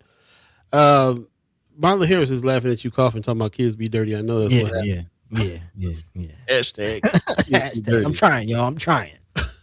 Pop says farmers in Nebraska who voted for Trump are having their eyes open in a very real way. First soybean farmers and now cattle farmers. Wow. Man, I forgot about the soybean situation. Too. I'm China. RG says they cracking for their tube these days. You can't even get the tube of ground beef no more for that ground sludge. Yeah, I was getting my hair cut in the meat. And the brother came in slanging the tubes. He said, "Hey, I got some meats. So wait a minute. What you got some what? You riding around your hot car with these tubes of meat? That's and tell me he didn't sell every one of them that he had in there. The barbershop snatched them up, bro, for real. Gotta get why the getting is good. It was a 2 for $30 for y'all. 2 for $30. Hey, golly. Act like you ain't never shot with a booster. Hey man, not for no hot meat from the car. Times is getting rough. Hey, desperate times, desperate measures, desperate times. But again, go ahead. I'm just gonna say Arrows 402 says the farmers will get welfare at our expense. Man, the good old bailout, huh? Man, yeah. But what was I just watching? Cat Williams the other day. He was got his special out on Facebook. I do want to check that out. Was it? Yeah, he's like the cattle. He's like the farmers. They run this country. Who grows our food runs this country. So. They feeding everybody, but yeah, it's too bad that it's politicized and commodified and everything that's going on with it. Yeah, real rough, but yeah, it's interesting that you watched that the other day too because I was thinking about that. Right now, commodities, bro. Where is gold at right now? Where is silver at? Man, gold. That's a whole nother conversation. Gold as high as it's ever been. Yeah, once we seen Florida bring back the gold standard, pretty much that was the telltale sign of what's going on. And if y'all haven't heard, yes, Florida is using gold as legal tender now. You can take gold coins and chains and. Let me go melt this tooth down so I can go get me a steak. Hey, hey, that's where we are. Wanda Lewis said black farmers in the South are still in litigation over fake seeds. Man, good old Monsanto. Forgot about that too, man. Yeah, good old Monsanto. Well, here we are. So I don't know where we're going with this. I forgot where we was going. I done got caught up with this one a little bit.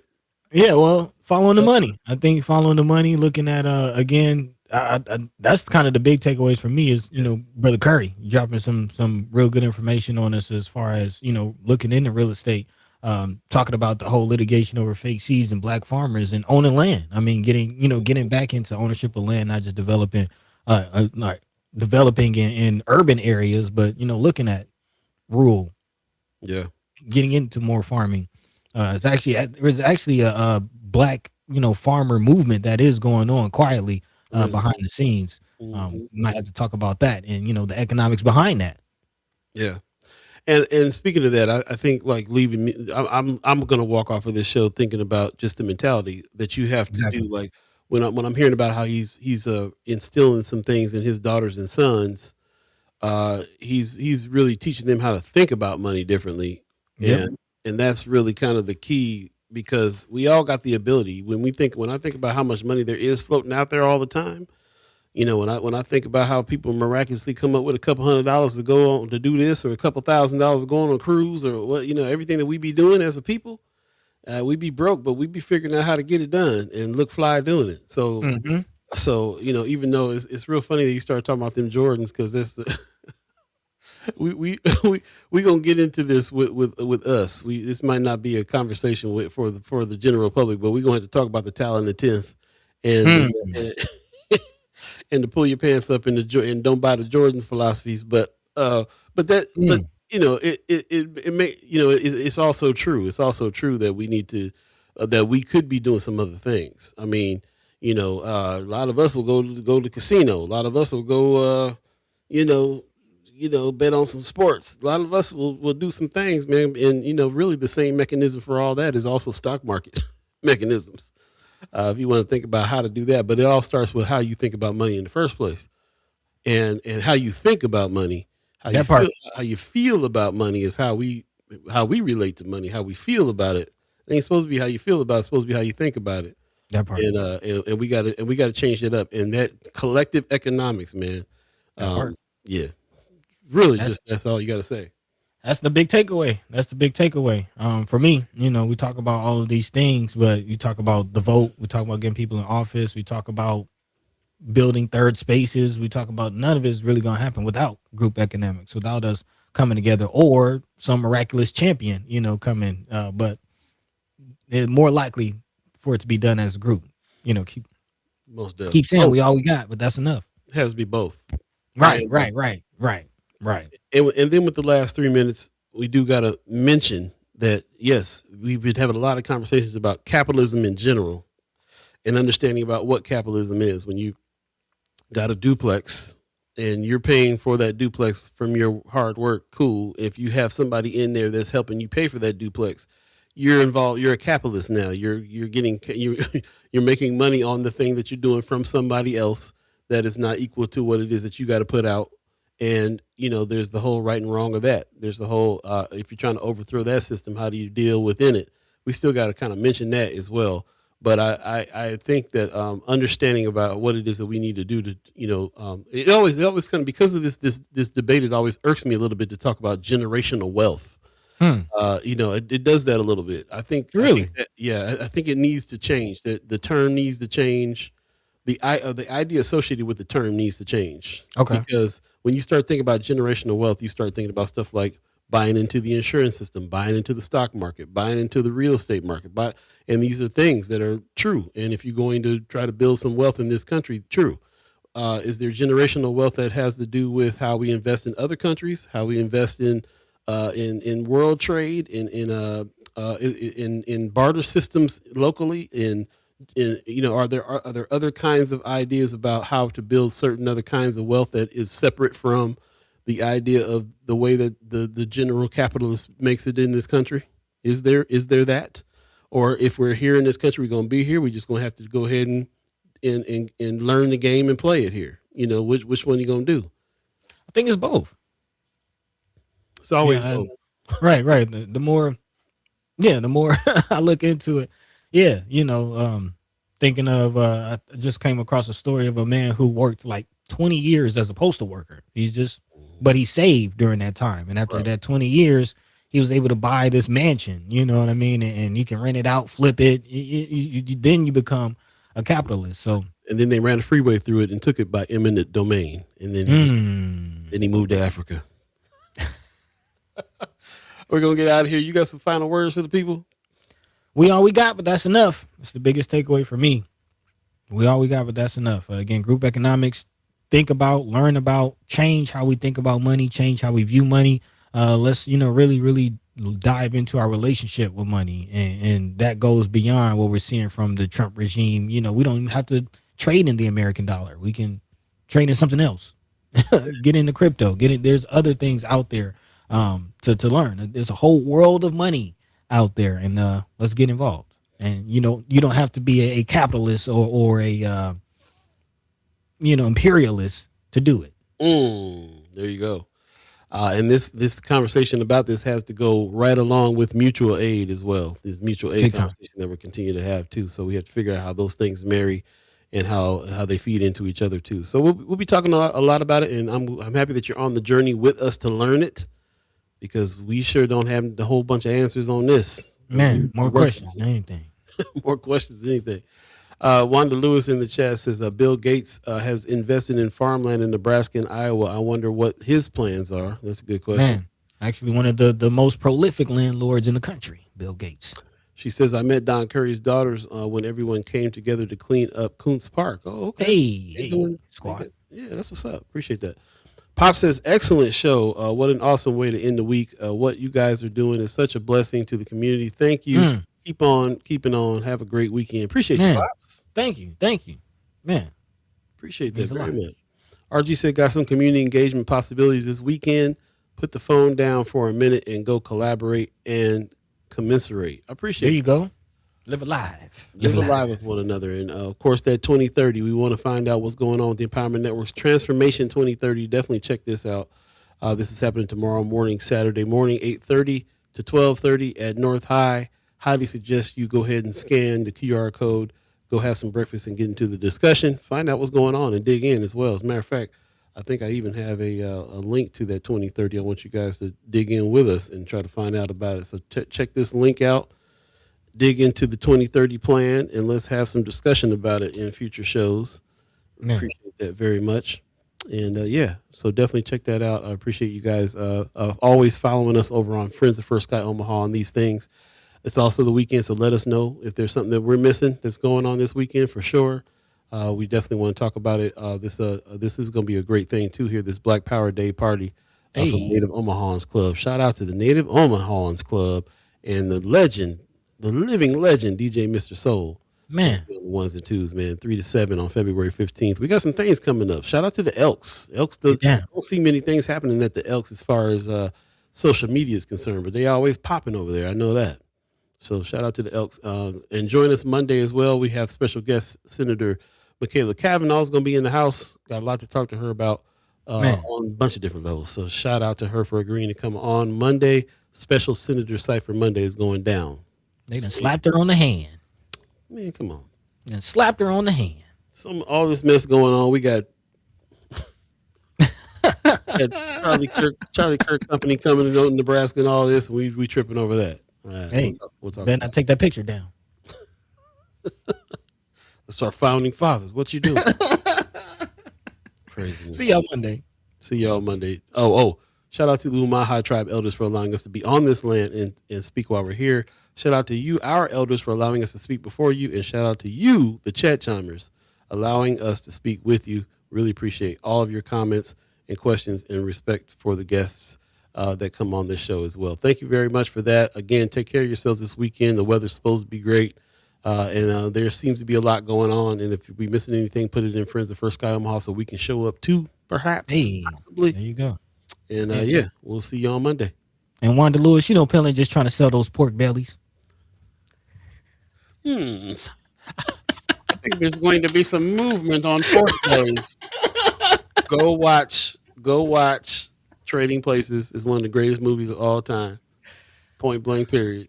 Pellin slanging them pork bellies. You don't want that lab grown meat. You got to buy them pork bellies. Pork bellies and commodities. That's what it is. Yeah, that's hilarious. Yeah, I felt like there was something else I wanted to tell y'all. We'll save it for Monday. Just take care of yourselves this weekend, and let's get out and about, man. The weather's gonna be pretty decent, which is rare. So yeah, let's do it. Meantime, between time, I always say shout out. That's what it was. I always say shout out to this person and that person. Y'all know where shout out came from? No, what's that? We'll talk about it. But there's a radio station that was back in the 80s, and it was actually a video music box channel. Hey. And people in the club used to come up and be like, hey, shout out to blah, blah, blah. You know, it's just funny how the culture steals everything that we create. So let's go create some stuff this weekend. Peace. Message. Okay. I'm not making you hang. By the way, Vanglorious. This is protected by the red